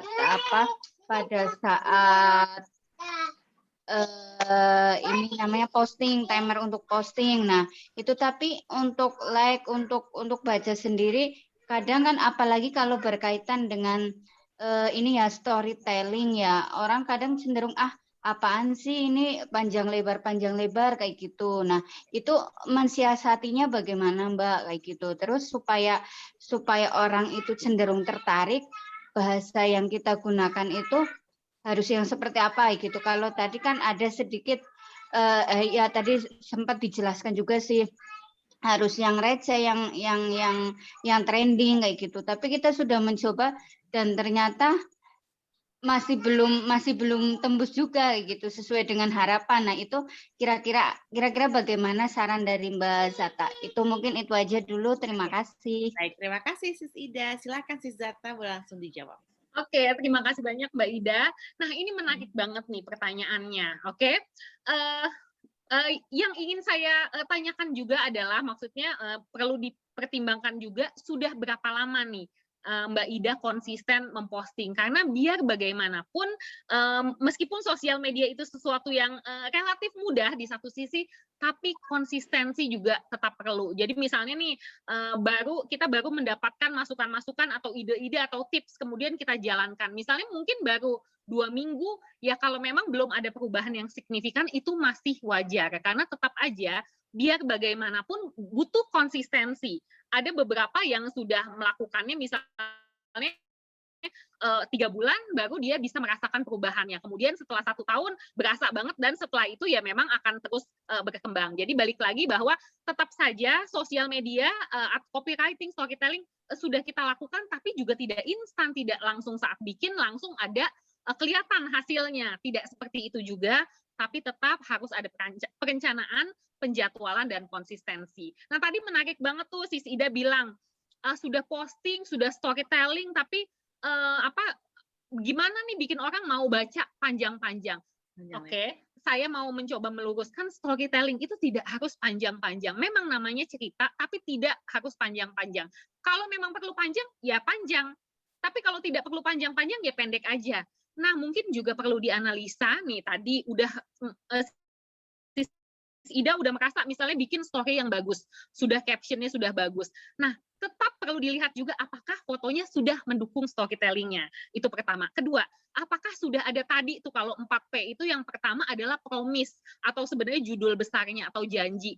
Apakah promise atau janjinya sudah muncul di situ? Karena biasanya orang akan membaca lebih jauh meskipun panjang ya, misalnya storytelling-nya panjang, karena mereka merasa terpancing saat baca promisnya tadi, kayak misalnya nih menurunkan berat badan 10 kilo dalam 2 bulan, oh jadi penasaran. Tapi kalau mereka tidak ada pancingannya, tiba-tiba langsung dikasih story, mau nggak mau kan harus baca sampai selesai ya, baru mereka tahu ini tentang apa gitu. Jadi tetap aja butuh untuk digabungin empat-empatnya tadi, promise, kemudian gambaran atau picture, kemudian juga proof atau buktinya, dan kemudian ada push atau call to action-nya. Kalau bisa, kalau mau maksimal, jangan dipisah-pisahin. Kalau bisa semuanya ada. Karena itulah yang bikin racikannya jadi mantep gitu. Jadi Sis Ida udah bagus banget sudah melakukan hal tersebut. Mungkin bisa dianalisa lagi, bisa dipelajari lagi. Mana nih bagian yang kurang? Oh iya, ternyata saya belum ada judul besarnya yang mancing orang untuk tertarik membaca lebih jauh. Atau mungkin oh fotonya ini ternyata misalnya kalau jualan gamis fotonya mungkin terlalu biasa, kayak ditaruh begitu kemudian difoto. Mungkin bisa kita cari salah satu pojok rumah kita yang misalnya dinding putih atau salah satu sudut yang instagramable, kemudian kita gantung baju gamisnya, kita foto seperti itu. Jadi sebenarnya memang balik lagi ke kreativitas kita. Jadi Mbak Ida, Sis Ida udah oke banget, itu tinggal dianalisa lagi kemudian dimaksimalkan. Dan pastinya konsisten ya, itu sih. Mudah-mudahan cukup membantu. Setuju banget, karena yang namanya konsisten ini yang agak sulit. Yes. Ya? Iya, terima kasih, Sis. Sama-sama. Terima kasih, ini luar biasa loh, bener banget. Karena kalau konsisten itu kadang-kadang kita udah 2-3 kali posting, habis itu kok tetap nggak ada yang like, nggak ada yang nonton, jadi males gitu ya si Zata ya. Ini bener banget, jangankan untuk jualan, untuk media sosial pribadi aja, kadang kita juga kayak gitu kan. Iya, bener banget. Oke, ini sudah ada pertanyaan lagi nih si Zata. Kalau sudah ada apa ini? CTA. Mungkin call to action. Oke. Oh, sudah ada call to action-nya, tapi mungkin gaya penulisannya kurang mengajak kesannya ya, atau kurang persuasif, itu gimana ya? Oke, baiklah. Ini pertanyaannya juga menarik gitu. Ya, call to action yang mengajak dan persuasif. Cara bikinnya gimana? Nah, ini kita balikin diri kita sebagai calon konsumennya. Karena kita kalau tidak memposisikan diri kita sebagai calon konsumen, kita kadang-kadang, oh ini udah oke banget nih storytelling-nya atau call to action-nya udah oke. Tapi kemudian pas kita balik, misalnya nih kita calon pembeli, terus kita dengar ada call to action seperti itu. Misalnya, misalnya gini, jangan sampai nggak beli ya, kalau nggak beli nyesel, misalnya kayak gitu. Pas kita memposisikan diri sebagai calon pembeli, terus iya apaan sih maksa-maksa gitu kan, oh ternyata nggak pas itu call to action-nya menurut kita bagus, tapi saat kita memposisikan sebagai calon pembeli malah nggak enak didengarnya. Jadi salah satu tipsnya adalah setelah kita bikin, lalu kita switch nih otak kita, pokoknya kita posisikan gimana ya kalau saya nih yang jadi calon pembeli. Kalau digituin, kayak disuruh-suruh nggak sih? Jangan beli sekarang ya, jangan sampai nyesel. Beda mungkin misalnya gini, kita bikin, sisters, mumpung lagi diskon 30% nih, beli ya, cuma sampai besok loh. Kan itu lebih enak didengar kan, lebih nggak kayak maksa gitu. Nah jadi akhirnya gimana caranya kita ngerasa bahwa kurang ngajak atau kurang persuasif, salah satunya adalah dengan mengubah diri kita ya, kita main peran, kita role play, udah kita bikin, udah oke, lalu kita baca sebagai kita calon konsumennya atau calon pembacanya. Biasanya itu akan ngaruh banget. Oh ya, aduh ini kata-katanya perlu diubah sedikit nih, ini bagian ini perlu diubah, seperti itu. Dan ya balik lagi ke sama seperti yang masukannya Sis Irma tadi adalah konsistensi, karena teman-teman sisters, saya beberapa kali pernah mewawancara konten kreator, misalnya YouTuber, Instagramer yang mereka juga punya usaha online. ada salah satu, saya lupa deh nama YouTuber, dia itu content creator beauty, bahkan dia sebelum jadi seperti sekarang itu dia konsisten bikin konten itu 2 tahun. 2 tahun seminggu sekali bikin sendiri pakai peralatan sendiri. Setelah 2 tahun baru dia merasakan hasilnya, dan sekarang memang penghasilannya udah sudah ratusan juta tiap bulan ya dari konten dia di YouTube. Tapi itu tadi dia 2 tahun bikin sendiri dan konsisten, viewersnya sedikit, subscribersnya sedikit, tetap dia bangun-bangun dia ngecek, wah, aduh viewsnya baru 100, waduh subscribernya cuma nambah 2, tapi dia tetap bikin begitu terus selama 2 tahun, dan ya dia sekarang menuai hasilnya. Jadi intinya adalah ya kalau baru bikin, udah konsisten kok, udah 2 minggu ini bikin, ya baru 2 minggu, lebih konsisten lagi dan lebih serius lagi, itu sih. Jadi semangat ya, mudah-mudahan cukup menjawab ya Mbak Reni, Sis Reni. Ya, apakah sudah menjawab Sis Reni? Kalau belum boleh tanya lagi ya, karena kita akan maksimalkan waktunya di kesempatan kali ini pastinya, agar setelah kelas ini selesai, kita harapkan nih para sister juga pastinya bisa meningkatkan kualitas apa tadi ya, copywriting-nya atau storytelling-nya gitu. Karena benar banget satu hambatan di penjualan ataupun storytelling atau story selling itu sendiri, jangankan untuk membuat caption yang panjang-panjang, untuk bikin satu aja gitu ya. Bener. Kayaknya aku pengen banget tuh sampai sewa copywriter gitu lah Sis Zata, karena susah banget. Ini mau nulis apa ya? Kayak misalnya nih mungkin sister di sini juga ada berbagai produk yang dijual, mulai dari makanan atau produk fashion. Misalnya aja produk fashion, kita suka bingung, masa tulis size lagi sih gitu kan. Buat tulis judul, misalkan judulnya bajunya Ramadan gamis gitu ya, gamis Ramadan. Terus bawahnya apa ya gitu. Apakah size, apakah harga, apakah aduh pusing. Nih, ini mungkin juga banyak nih kendala dirasakan oleh para sisters gitu. Nah, tapi ini kita sambil nungguin lagi ada yang mau bertanya, kita kasih kesempatan lagi loh untuk para sisters. Irma mau tanya dulu nih sama Sis Zata. Tadi kan di awal ini juga dikatakan ada berbagai macam cara gitu ya untuk membuat copywriting. Kayak tadi provokatif, trending, dan lain sebagainya gitu. Dan juga tadi Sis Data ingetin bahwa untuk memilih teknik apa yang ingin kita pakai itu disesuaikan dengan produk ataupun konsumen kita. Tapi sekarang kita misalnya taruhlah ini sebuah bisnis baru ya Sis Data, dan kita masih belum tahu ini customer kita tuh tipe yang kayak gimana, sukanya apa, kira-kira cara yang paling ampuh atau permulaan yang paling tepat untuk membuat copywriting yang tepat itu pakai teknik yang mana sih, Zata? Oke, ini menarik sekali nih pertanyaannya. Yang tepat yang mana? Tadi pastinya disesuaikan dengan produknya. Tapi misalnya nih, karena memang belum, masih belum kebayang. Baru banget.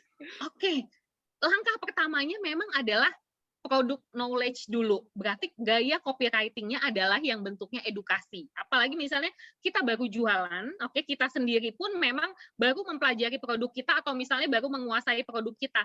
Mumpung nih kita lagi seneng-senengnya, lagi menguasainya, kenapa nggak dibikin bentuknya nanti berupa tips atau berupa edukasi? Kayak misalnya tadi saya kasih contoh, misalnya kurma.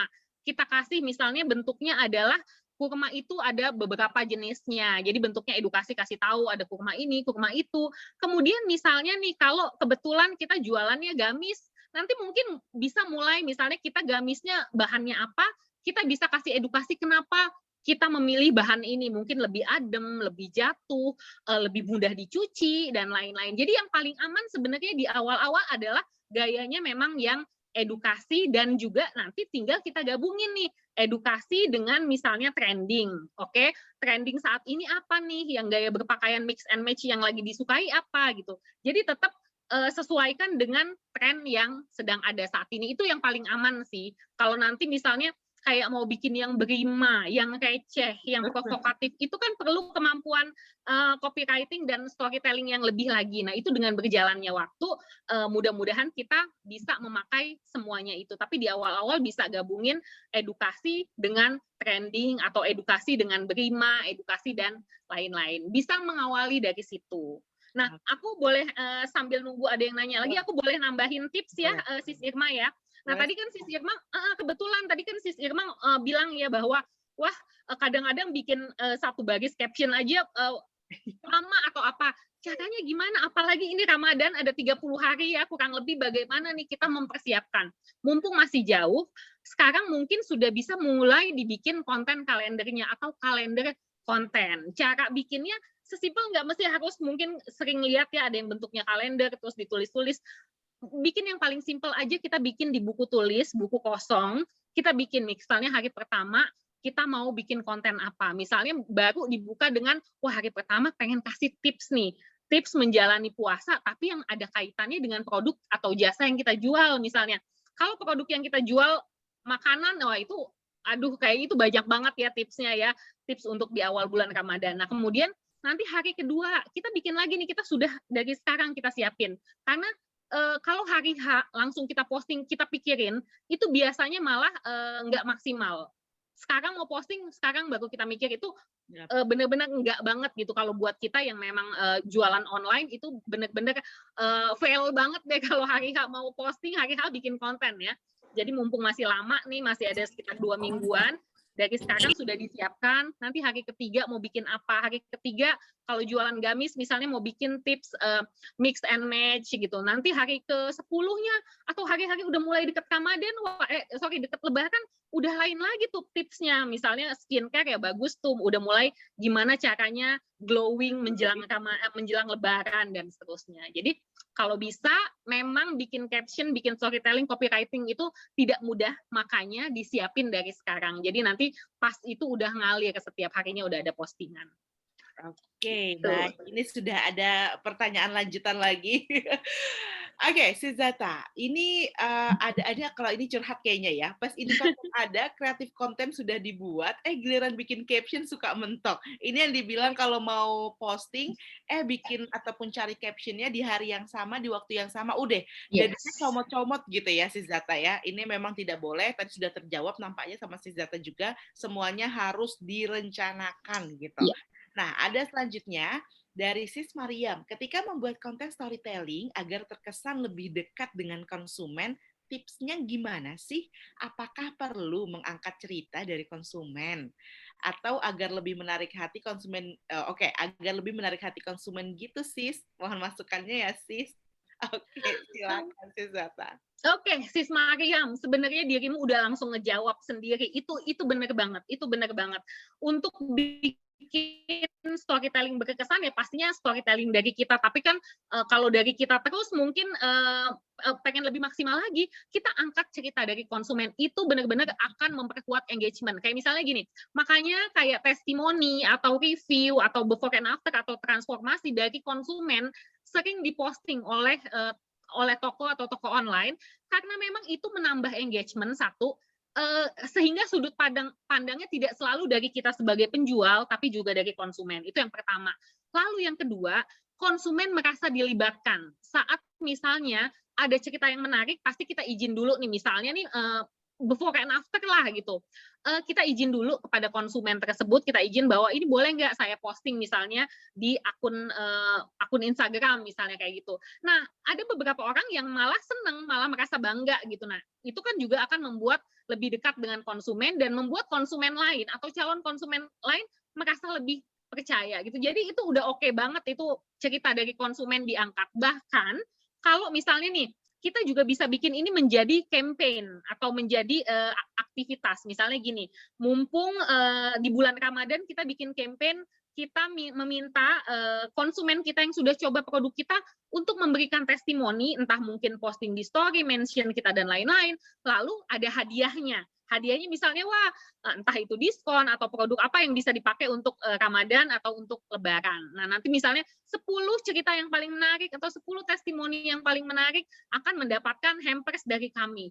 Jadi itu untungnya double-double. Kita sudah mendapatkan testimoni tanpa langsung banyak, biasanya ya testimoninya banyak karena dilombakan, lalu juga akan membuat kita lebih dekat dengan mereka dan mereka juga senang karena dapat hadiah dari kita. Jadi benar banget Sis Mariam, libatkan konsumen. Gitu. Oke, luar biasa. Semoga terjawab ya Sis Mariam ya. Ini ada pertanyaan lagi. Kalau menurut Sister Zata, dalam membuat konten storytelling yang lebih menjual itu dalam bentuk foto atau karusel atau bentuknya video? Oke. Nah, ini dari brother ya, dari brother Muhammad Amri. Nah, pertanyaannya bagus banget. Eh, Sesuaikan dengan situasi saat ini. Kalau saya dua-duanya foto atau karusel ya, ini menurut saya sesuatu yang masih sangat efektif sampai sekarang. Tapi video juga kalau kita ngomongin Instagram, Reels juga sekarang lagi diminati. Jadi mumpung nih lagi happening, lagi disukain dan memang engagement-nya tinggi kalau bikin Reels, itu manfaatin dua-duanya. Cuman kan bikin Reels memang lebih effort ya, usahanya lebih keras ya daripada foto atau misalnya bikin karusel. Jadi menurut saya direncanakan aja misalnya dalam seminggu akan ada misalnya dua postingan karusel dan dua reels gitu. Tapi ya tergantung, misalnya sibuk wah reelsnya satu aja. Yang penting dalam satu minggu itu ada dua-duanya. Kalau karusel kelebihannya adalah gini. Untuk ini menurut penelitian, untuk beberapa yang umurnya mungkin sudah di atas umur tertentu, sudah di atas 40 tahun, banyak yang memang suka dengan karusel. Karena apa? Karena bisa dibaca ulang. Ya, kalau misalnya kita mau kasih tips ya. Jadi misalnya 5 tips, buka puasa dengan sehat atau apa. Nanti pas tips digeser ada tips pertama, digeser ada tips kedua. Nah, banyak orang yang tetap menyukai bentuk seperti ini. Tapi mungkin untuk beberapa orang tertentu, apalagi misalnya anak muda atau millennials, ada yang lebih suka reels. Misalnya 5 tips lah, nanti sambil 1, 2, 3 musik gitu kan. Cuma jadi digabungin aja karena ada juga yang memang kurang suka. Misalnya, aduh kalau mau baca harus di-pause, aduh harus ditekan dulu karena cepet banget kan reels, pakai musik apa nggak kebaca lah gitu. Jadi saya sarankan tetap dua-duanya, karusel dan juga video terutama reels karena dua-duanya punya keuntungan tersendiri. Mudah-mudahan cukup menjawab ya, Brother Muhammad Amri. Kalau untuk saya cukup menjawab gitu ya. Saya juga mau jawab jadinya soalnya kalau mungkin ini kenapa kemudian si Zata sampaikan keduanya ini sangat penting sekali karena bener banget saya suka melihat video itu kadang-kadang juga suka dengerin musiknya. Jadinya karena musiknya itu seru gitu ya, easy listening, jadi kita kayak stay di video tersebut. Nah, ini juga bisa. Kalau Ya, misalnya betul. di foto, bener kata si Zata tadi, kita jadi bisa ulang-ulang lagi tanpa harus pause dan lain Ya, sebagainya. Jadilah kita beneran baca. Kalau si video tadi kan kita post, susah, udahlah lewat aja gitu ya. iya, benar-benar. Ini dari customer loh, nanti para sisters ataupun brothers ini bisa Mm-mm. banget jadi bahan pertimbangan gitu ya. Oke, kita masih berikan kesempatan untuk para sisters dan juga brothers yang tergabung pada kesempatan kali ini untuk tanya langsung terkait dengan gimana sih teknik copywriting dan juga storytelling. Tapi si Zata, kalau untuk kita melatih diri kita agar kita kemudian bisa menjadi ahlinya dalam copywriting dan juga storytelling itu gimana sih? Oke, ada satu masukan kayaknya kedengarannya mungkin basi ya. Bisa karena biasa. Oke, jadi terus aja gitu ya, coba. Bener, banyak banget orang-orang yang saya kenal yang dulu, aduh kalau paling males nulis caption, tapi karena memang udah dia bikin jadwal, di awal memang bikin perencanaan, dia tulis apa, lama-lama ya memang jadi terbiasa, jadi lebih mudah. Nah, mungkin saya juga akan kasih tips buat yang merasa nggak bisa nulis, yang merasa nggak bisa bikin caption, yang merasa nggak bisa bikin storytelling. Tips awalnya, tips mudahnya adalah pertama itu misalnya kita mau posting produk atau foto ya, atau foto atau video, kita lihat dulu fotonya. Kita lihat fotonya misalnya nih kebetulan kita baru mau launch gamis baru nih apa ya, misalnya gamis warna hijau, motifnya bunga-bunga misalnya gitu ya. Kita sudah ada fotonya juga bagus, instagramable misalnya. Ya kalau kita bingung bikin captionnya, kita lihat dulu. Saat kita lihat foto tersebut, apa yang pertama terlintas di kepala kita? Karena memang misalnya belum terbiasa bikin storytelling atau bikin caption, apa ya cuman kelintas gamis bunga-bunga hijau. Ya udah, untuk awal nggak apa-apa, tulis itu sebagai judul, gamis bunga-bunga hijau, misalnya seperti itu. Kemudian lihat lagi, nah itu jadi judul kan, atau jadi sebenarnya jadi kayak promise, jadi pancingan. Oke, terus kita lihat lagi, perhatiin. Kalau kita jadi konsumen, kita pengen tahu, pengen kita tahu nih dari gamis ini. Nah, kalau kita menempatkan diri sebagai konsumen, misalnya kalau saya beli baju, apalagi gamis ya, saya pasti kepikirannya, ini enak dipakai atau enggak, gerah atau enggak, jatuh atau enggak. Nah, itu bisa nanti kita tulis di situ, kita cerita, gamisnya nyaman loh, selain memang motifnya menarik, ini bahannya jatuh gitu, gampang dicuci atau apapun yang memang kita merasa bahwa konsumen kita ingin tahu. Oke, lalu berikutnya kita lihat lagi, apalagi ya pasti biasanya konsumen pengen langsung tahu ya harganya berapa gitu, atau ada diskon atau enggak, ya nggak apa-apa. Sering kan kita nulis harga, kayaknya setiap ini harus nulis harga, ya nggak apa-apa gitu kan. Memang jualan, ya langsung tulis misalnya di bawahnya harganya 350.000 misalnya. Lalu meskipun nggak kepikiran, tetap harus ada call to action atau ajakan. Sesimpel apapun. Oke, ajakannya apa, bingungnya? Ya udah, sesimpel kayak klik link di bio, atau misalnya link kita bio kita nyambung kemana, ke Shopee, ke Tokopedia, Lazada, dan lain-lain. Ya udah, kalau nggak kepikiran call to action-nya, ajakan apapun, ya udah minimal ajak mereka untuk ngeklik. Karena biasanya dengan ngeklik, udah diajak mereka ngeklik, terus mereka buka, iya ya bagus juga ya. Niatnya cuma iseng, nggak sama sekali nggak niat beli. Oh, oke nih lagi tanggung bulan nih, kayaknya nggak beli, lihat-lihat aja dulu. Tapi kan who knows ya, siapa tahu ya saat mereka udah ngeklik. Jadi tadi tipsnya balik lagi adalah kalau merasa tidak bisa menulis caption, sesimpel lihat dulu fotonya atau gambarnya, apa yang pertama kepikiran sama kita itu tulis jadi judul, lalu kita lihat lagi kira-kira kalau kita jadi orang lain nih, jadi calon konsumen, jadi pembaca, jadi yang followers, apa sih yang pengen kita ketahui dari foto itu? Itu yang kita tulis. Jadi latihannya sesederhana itu, nggak ada alasan nggak bisa nulis, karena kalau saya sih kalau mau beli gamis biasanya pengen tahu bahannya enak atau enggak, bahannya lecek atau enggak, gampang disetrika ya, seperti itu. Jadi sesimpel itu dulu buat latihan di awal-awal. Nanti kalau udah terbiasa, insya Allah biasanya akan udah keluar sendiri deh. Betul. Kalau saya mau beli baju, yang pertama saya lihat ini bikin penampilan tampak lebih slim atau tidak. Yes, benar, sama. Ini para sisters juga kayaknya banyak gitu ya, kita memperhatikan hal tersebut. Entah itu untuk yang memang sudah big size atau ukuran standar pun pasti pengennya tampak lebih slim. Nggak apa-apa lah ya, nggak slim betulan gitu ya. Oke, baik para sister dan juga brother, ini masih ada kesempatan untuk tanya langsung. Jangan sampai waktunya ini direbut sama saya semuanya yang bertanya. Ya. Nanti sayanya akan pintar sendirian. Jadi saya mau ajak para sister semuanya untuk bertanya langsung kepada Sis Zata gitu. Mumpung kita juga bisa ketemu sama Sis Zata nih di tengah kesibukan beliau. Luar biasa. Tapi luar biasa ya, tadi tips yang dibagikan sama Sis Zata itu benar-benar bisa kita aplikasikan secara langsung menurut aku. Jadi mulai sekarang aku nggak mau beralasan lagi nggak bisa nulis. Tapi kadang-kadang gini loh Sis Zata, bukan hanya sekedar nggak bisa nulis, tapi kita ngerasa udah nulis pun nggak pede untuk diposting karena ngerasa, aduh ini terlalu jualan nggak sih gitu. Kadang-kadang kayak gitu ya, kita takut pandangan netizen gitu ya. Jadi bagaimana nih, kita suka nggak pede sama tulisan kita sendiri? Oke, nah itu dia sih overthinking ya, kebanyakan pertimbangan ini itu kebanyakan mikir, akhirnya endingnya malah jadi nggak posting. Makanya sebenarnya kalau bisa, kalau sudah nulis, udah dibaca, oke, bahasanya oke, aman lah, sopan dan lain-lain, sesuai, nggak usah kebanyakan dipikirin, nggak usah kebanyakan dilihat, diulang-ulang, posting aja. Jadi itu salah satu tipsnya, karena saya pun sama gitu, aku pun begitu, dulu begitu, tapi mikir jadinya ended up itu dalam sebulan posting cuma berapa kali, dan katanya mau bangun personal branding, katanya mau biar dikenal produknya atau jasanya, tapi posting aja sebulan cuma berapa kali, kan jadi nggak sesuai nih dengan rencana. Akhirnya ya memang memaksakan diri, selama sudah sesuai sama tipsnya, oke, semua sudah kita baca, sudah ini, langsung posting aja, karena semakin dipikirin, semakin dilihat-lihat, yang ada entar nggak jadi posting.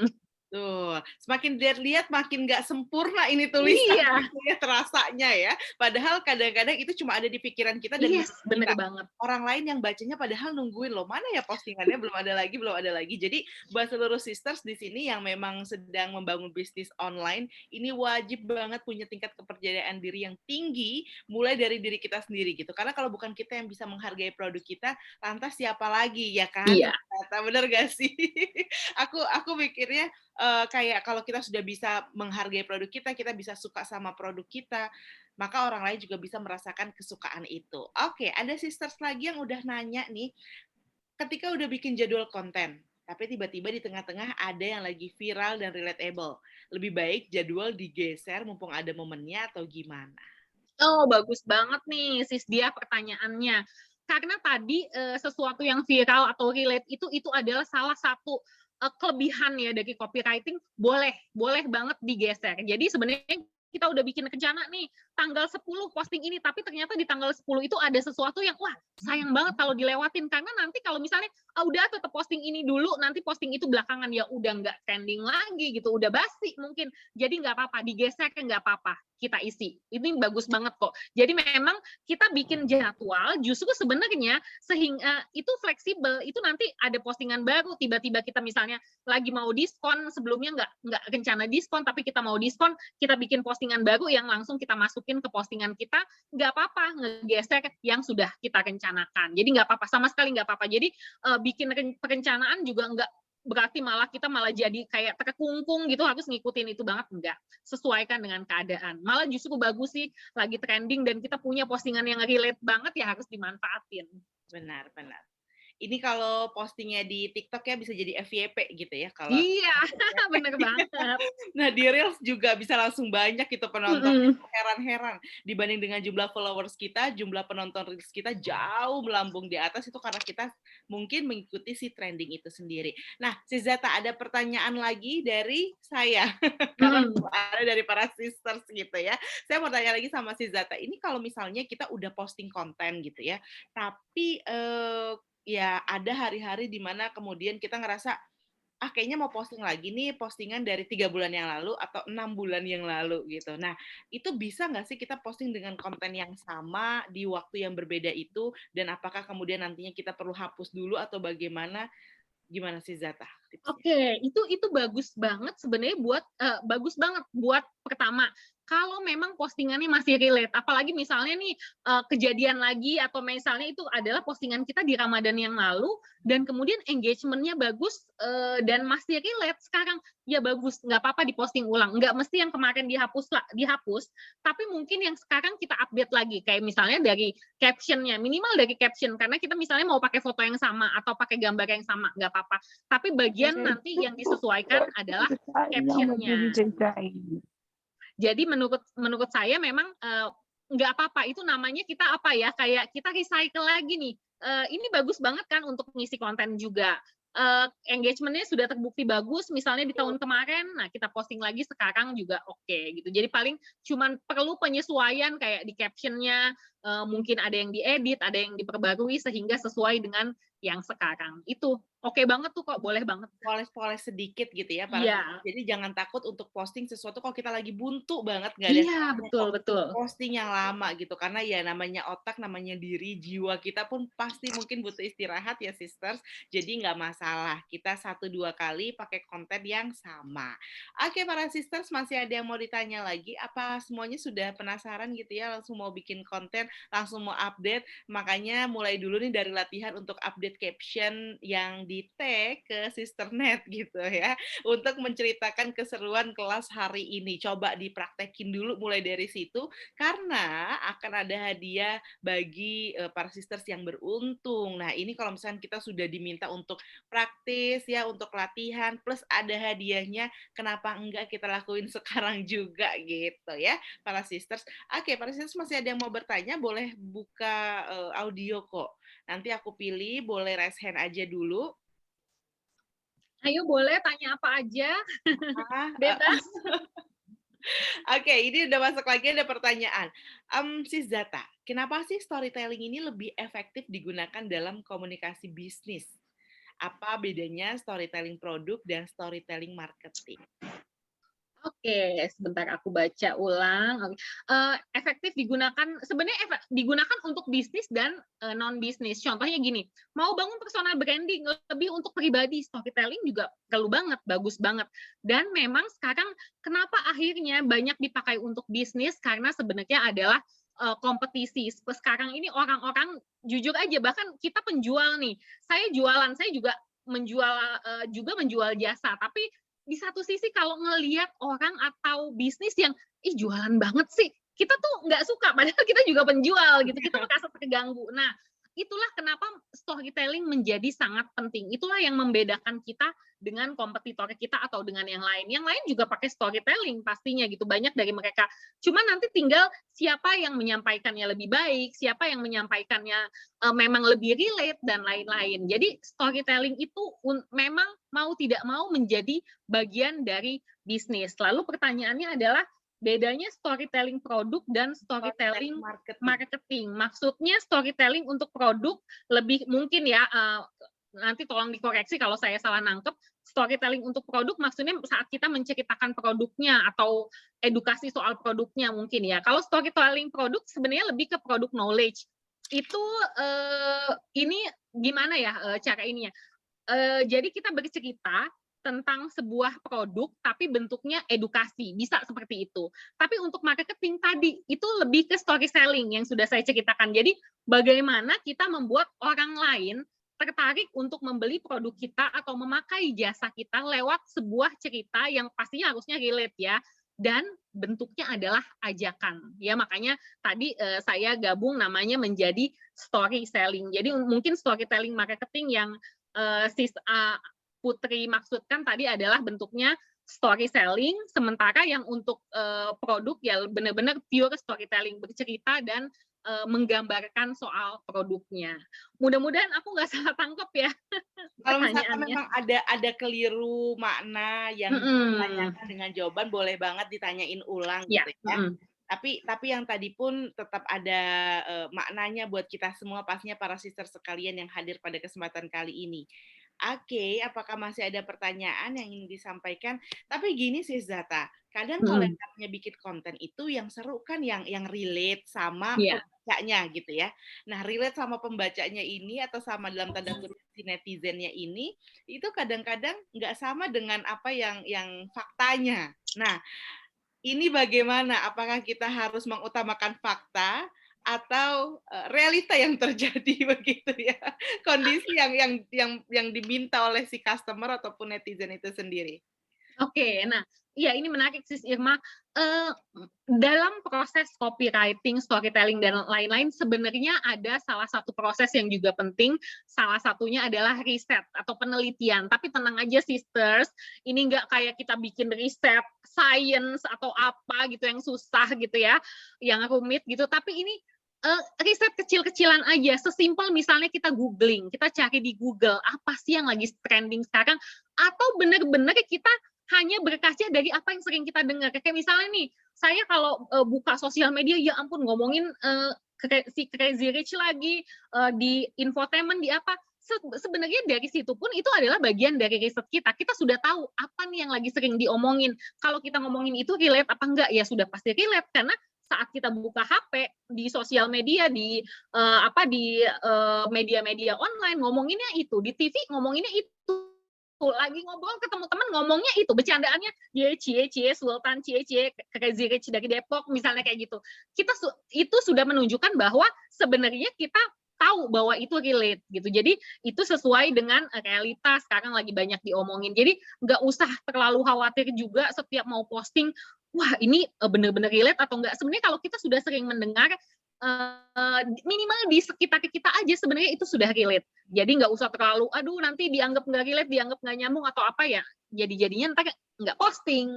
Iya, gitu. akhirnya jadi nggak posting gitu. Atau yang sekarang lagi relate banget nih, mak-mak kalau ngomongin soal kenaikan harga minyak ya. Yes, benar. Bisa banget jadi ide konten gitu ya. Apalagi bagi beberapa produk yang mungkin tidak perlu minyak. Si produk ini bisa banget jadi konten.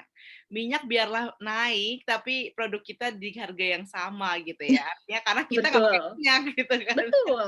Bisa banget. Oke, silakan para sisters yang masih ingin bertanya.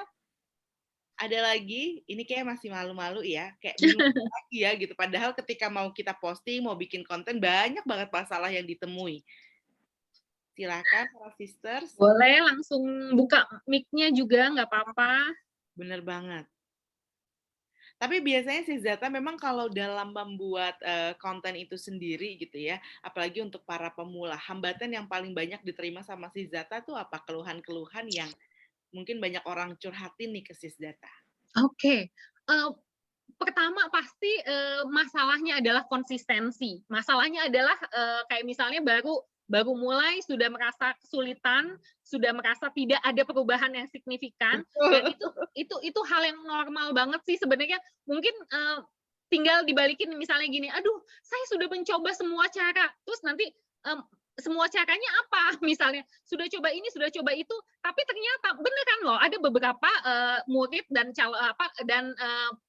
peserta ya dari kelas-kelas saya sebelumnya yang abis nyoba nggak berhasil langsung ganti strategi lagi. Ya tidak ada konsistensi di situ gitu. Jadi intinya adalah bagus banget mempraktekkan semua hal gitu. Tapi ya tetap harus ditunggu, dilihat dulu konsistensinya.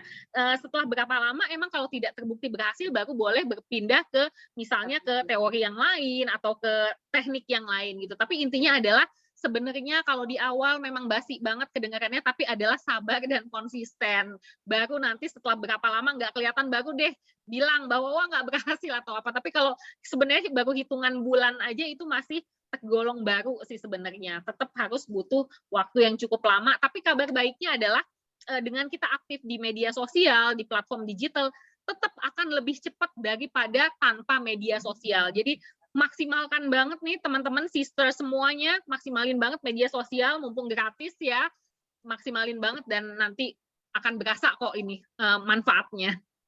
Betul banget nih si Zata, aku setuju banget karena yang namanya memulai usaha nih untuk para sister sekalian memang tidak mudah gitu ya. Tapi nggak apa-apa karena banyak orang yang juga bisa membuktikan dirinya berhasil. Kalau mereka bisa, kenapa kita enggak? Nah, ini penting banget untuk jadi motivasi buat diri kita semuanya, para sister sekalian untuk bisa terus semangat pastinya. Para sisters masih ada waktu ya, silahkan untuk membuat pertanyaan ataupun curhatan. Oke, sudah masuk lagi.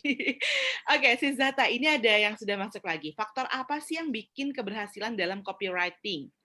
Terus kemudian, efektifkah penggunaan copywriting untuk promosi produk yang baru mulai? Jelas gitu ya. Aku udah gemas ini, iya. Oke, dan menjelang bulan puasa nanti, gimana caranya supaya promosi lebih menarik dan cuan, tapi nggak bikin konsumen jadi bosan? Oke, nah, gimana nih caranya? Saya jawab yang bagian gimana supaya promosi lebih menarik dan cuan, tapi tidak membosankan. Tadi bikin perencanaan, karena tanpa itu nanti kita malah jadi random dan kita kehilangan momentum. Jadi misalnya gini, wah nanti aja pas bulan puasa nih baru bikin karena biar lebih dapat misalnya feel-nya atau apalah gitu karena kesibukan dan lain-lain. Tapi tetap aja sesuatu yang langsung dikerjain itu biasanya nanti ada aja misalnya, aduh coba ya tadi fotonya begini, aduh tapi waktunya sudah mepet, mau nggak mau kita posting seadanya. Jadi untuk menghindari seadanya supaya nanti maksimal tetap harus direncanakan dari sekarang. Karena direncanain, kita misalnya mikirin buat 30 hari, dari 1 sampai 30 nih kita bikin perencanaannya. Itu ya harusnya tidak membosankan. Karena kita kalau bikin nggak mungkin kan, hari pertama kita bikin misalnya tips berbuka puasa. Hari kedua masa kita bikin tips berbuka puasa lagi, hari ketiga dan seterusnya. Kita pasti kan akan ngelihat, wah ini tips berbuka puasa saya udah bikin beberapa kali nih ya, yang ini ganti misalnya tips OOTD lah, atau misalnya tips berolahraga saat puasa. Bahkan boleh kasih tips atau postingan-postingan yang tidak terlalu berkaitan dengan produk kita juga nggak apa-apa, tapi berkaitan dengan Ramadan. Seperti itu. Jadi jangan juga terlalu memaksakan diri, pokoknya karena saya jualan gamis, semua postingan saya di Ramadan harus berkaitan dengan gamis. Ya, mungkin akan ngebosenin. Seperti itu gitu. Jadi jangan juga berusaha banget untuk cuan gitu, akhirnya tetap jualan terus. Jadi nggak apa-apa jualan digabung-gabung, di mix, tapi caranya biar nggak ngebosenin ya tadi dibikin perencanaannya untuk memastikan bahwa tidak ada konten yang terlalu diulang-ulang misalnya. Oke, terus tadi ada pertanyaan, faktor apa yang membuat keberhasilan dalam copywriting? Yang tadi sudah kita pelajari sama-sama, salah satunya adalah memang faktor-faktor yang seperti trending, agak-agak provokatif. Sebenarnya itu adalah kenapa ada gaya-gaya seperti itu dimasukkan ke dalam teori, karena memang itu terbukti berhasil. Salah satunya nih contohnya ya, tadi sengaja tidak saya pakai karena terlalu provokatif gitu. Contohnya salah satu brand kerudung yang mungkin beberapa lama, kayaknya udah agak lama ya, yang bikin misalnya postingannya provokatif banget. Kalau teman-teman mungkin ada yang ingat yang kambing dipakein hijab, tapi sebenarnya dia mau posting soal Idul Kurban gitu. Dia mau bikin receh, trending, provokatif, tapi di satu sisi malah banyak menuai bully dari netizen gitu. Jadi tetap aja gimana mau bikin copywriting yang berhasil benar-benar harus direncanain banget, cek dan recheck, dan itu tadi yang tadi saya kasih tips sesudah jadi nih, waduh oke banget, udah kece banget nih tinggal posting. Kita tempatkan diri sebagai orang lain, sebagai orang yang melihat dari luar. Oke, kayaknya ini terlalu kasar ya bikin seperti ini misalnya. Aduh nanti dibully lagi. Nah, salah satu tipsnya adalah kalau kita ragu, ya pas kita udah baca ulang, terus kita menempatkan diri sebagai netizen atau sebagai pembaca dan lain-lain, kalau kitanya ragu-ragu banget, sebaiknya tidak usah diposting. Karena nanti biasanya memang ada apa-apa, kayak misalnya, aduh kayaknya kasar ya, tapi ini lucu, tapi kasar nih, aduh kalau gue jadi netizen nih pasti gue rese nih. Aduh posting nggak ya, kalau kebanyakan ragunya memang cari aman, sebaiknya diganti, tidak usah diposting. Tapi kalau ya itu tadi, kalau mau efektif ya menggunakan tadi beberapa gaya tadi, karena memang itu sudah ada teorinya dan sudah terbukti memang berhasil kalau dipakai. Cuma nanti tetap disesuaikan lagi dengan norma-norma dan tata krama yang sesuai dengan kita gitu. Terus ada lagi takut kelewat bentar. Efektifkah penggunaan copywriting untuk promosi produk? Oh, itu yang baru mulai tadi sudah kita bahas ya, itu ya Sis Irma ya.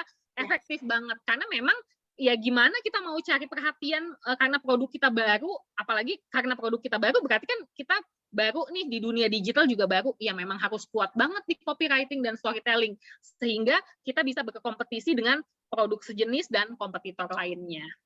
Mudah-mudahan menjawab ya. Betul banget sih Zata, karena kalau kita di era sekarang gitu ya, mau tetap pakai cara-cara lama, artinya kita nggak mau tahu, kita nggak mau belajar bagaimana bisa bermedia sosial yang baik, maka ya kita nggak bisa mengharapkan menjadi seorang crazy rich gitu ya, kayaknya ya, di era sekarang. Percuma deh, beneran, maupun teman kita banyak dan lain sebagainya, kalau kita tidak bisa memaksimalkan kemajuan teknologi saat ini, ya udah bye-bye, lewat gitu. Karena saya percaya kalau dibilang ya mungkin awal-awal nih bagi para sister sekalian ada yang ngerasa kalau aku posting jualanku terus nanti disangkanya kok jualan terus, orang bosen, terus mungkin pamer-pamer dan lain sebagainya. Kayaknya itu nggak usah dipikirin ya Sis Zata ya, tetap aja posting, bener nggak sih Sis Zata? Bener banget, bener. Ada krisis percaya diri Sis Zata soalnya. Benar-benar ya itu tadi akhirnya memang saat kita sudah merasa melewati tahapan-tahapan yang diperlukan, udah dicek dan recheck lagi ya udah posting aja. Kalau nanti kebanyakan aduh ntar diomongin, aduh nggak enak, aduh malu, aduh nggak ada habisnya. Oke, baiklah. Oke, Sis Zata nampaknya ini juga waktunya sudah hampir mau di penghujung begitu ya. Saya ingin berikan kesempatan dulu untuk Sis Zata memberikan testimoni kelas hari ini. Berikut juga pesan-pesan nih untuk para sister sekalian yang sudah hadir pada kesempatan kali ini.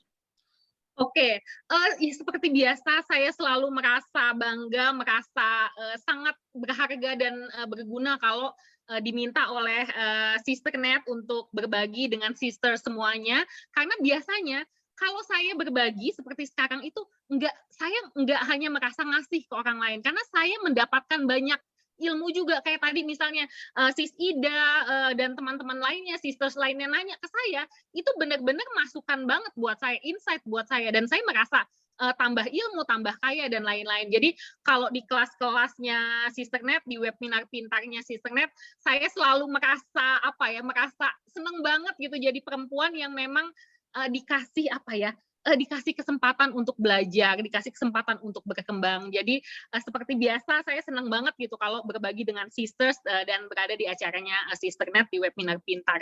Nah, buat sister semuanya yang hadir di sini, saya senang banget dan saya ingin mengucapkan selamat karena dengan berada di sini ya dibanding mungkin teman-teman lain yang tidak ada di sini, pastinya kita sudah satu langkah lebih maju, kita sudah satu langkah di depan, kita sudah punya nih tambahan teori, tambahan ilmu yang langsung bisa kita praktekkan. Tapi sebenarnya percuma kalau misalnya kita sudah tahu tapi nggak langsung action. Jadi sebelum semangatnya turun, kalau bisa nih usai kelas ini ada ide-ide apa, mau bikin konten apa, pengen langsung bikin perencanaan buat Ramadan, langsung dilakukan. Karena biasanya namanya manusia, Oke, nanti saya bikin. Wah, semangat banget. Wah, aduh semangat banget nih dengerin Sis Zata dan Sis Irma nih. Pokoknya saya mau maksimal. Kemudian 2 minggu kemudian, 1 bulan kemudian biasanya melempem. Kalau tidak langsung dilakukan. Jadi langsung action. Itu aja dari aku. Harus langsung eksekusi gitu ya, jaga sampai pesan-pesan yang disampaikan sama si Zata hanya menjadi pesan-pesan di otak kita sendiri tanpa kita eksekusi, karena sejatinya konten tadi adalah kita nggak bisa terlambat untuk posting, karena kalau sudah terlambat ya lewat masanya. Jangan harapkan ada hasil dari postingan kita gitu. Action, yes, benar banget. Action ya sis, action sekarang juga mulai buka buku catatan, bisa mulai buka mungkin juga handphone kita untuk mencatat sekiranya apa saja sih yang ingin kita posting di bulan Ramadan nanti. Ingat ya, Ramadan itu benar-benar momen banget dan kita nggak bisa cepat untuk kembali ke bulan tersebut karena itu butuh waktu lagi. Nah, ini pasti jadi satu hal yang menyedihkan, saya yakin sekali. Jangan sampai terlewat loh para sisters. Oke, sebelum saya mau tutup kelas pada kesempatan kali ini, saya juga mau dengerin ada testimoni nggak nih ya dari para sisters gitu ya. Saya mau dengerin gimana nih para sisters mengikuti kelas webinar di malam hari ini. Silakan yang mau mencalonkan diri, boleh untuk memberikan testimoninya sedikit singkat saja. Kita minta. Mungkin di sini ada Sis Aisyah, boleh yang baru saja bertanya memberikan testimoninya untuk kelas webinar. Ya, halo. Halo, Sis Aisyah. Atau Sis Ida ya, Sis Ida? Iya, halo. Oh iya, boleh Sis Ida berikan testimoninya untuk kelas webinar di malam hari ini, silahkan. Terima kasih atas waktunya. Alhamdulillah akhirnya sedikit banyak, sangat banyak lah. Akhirnya tadi cukup sangat banyak dan bagus sekali. Mudah-mudahan kedepannya bisa lebih konsisten lagi. Dan juga apalagi bagi saya yang memang baru memulai usaha baik online maupun offline. Terima kasih atas segala kesempatannya dan semoga bermanfaat untuk kita semua. Amin. Gitu. Terima kasih Sis Zata, terima kasih. Sama-sama Sis Ida. Oke, lagi testimoni dari sisters ya, dari sisters Reni, silahkan. Boleh bantu kasih testimoninya untuk kelas webinar malam hari ini.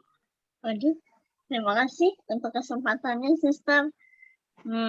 Kalau aku sih langsung banget pengen bikin kalender itu tadi. Konten kalender, pasti. Semangat banget. Seneng banget dengarnya. Makasih ya, Sister. Sama-sama.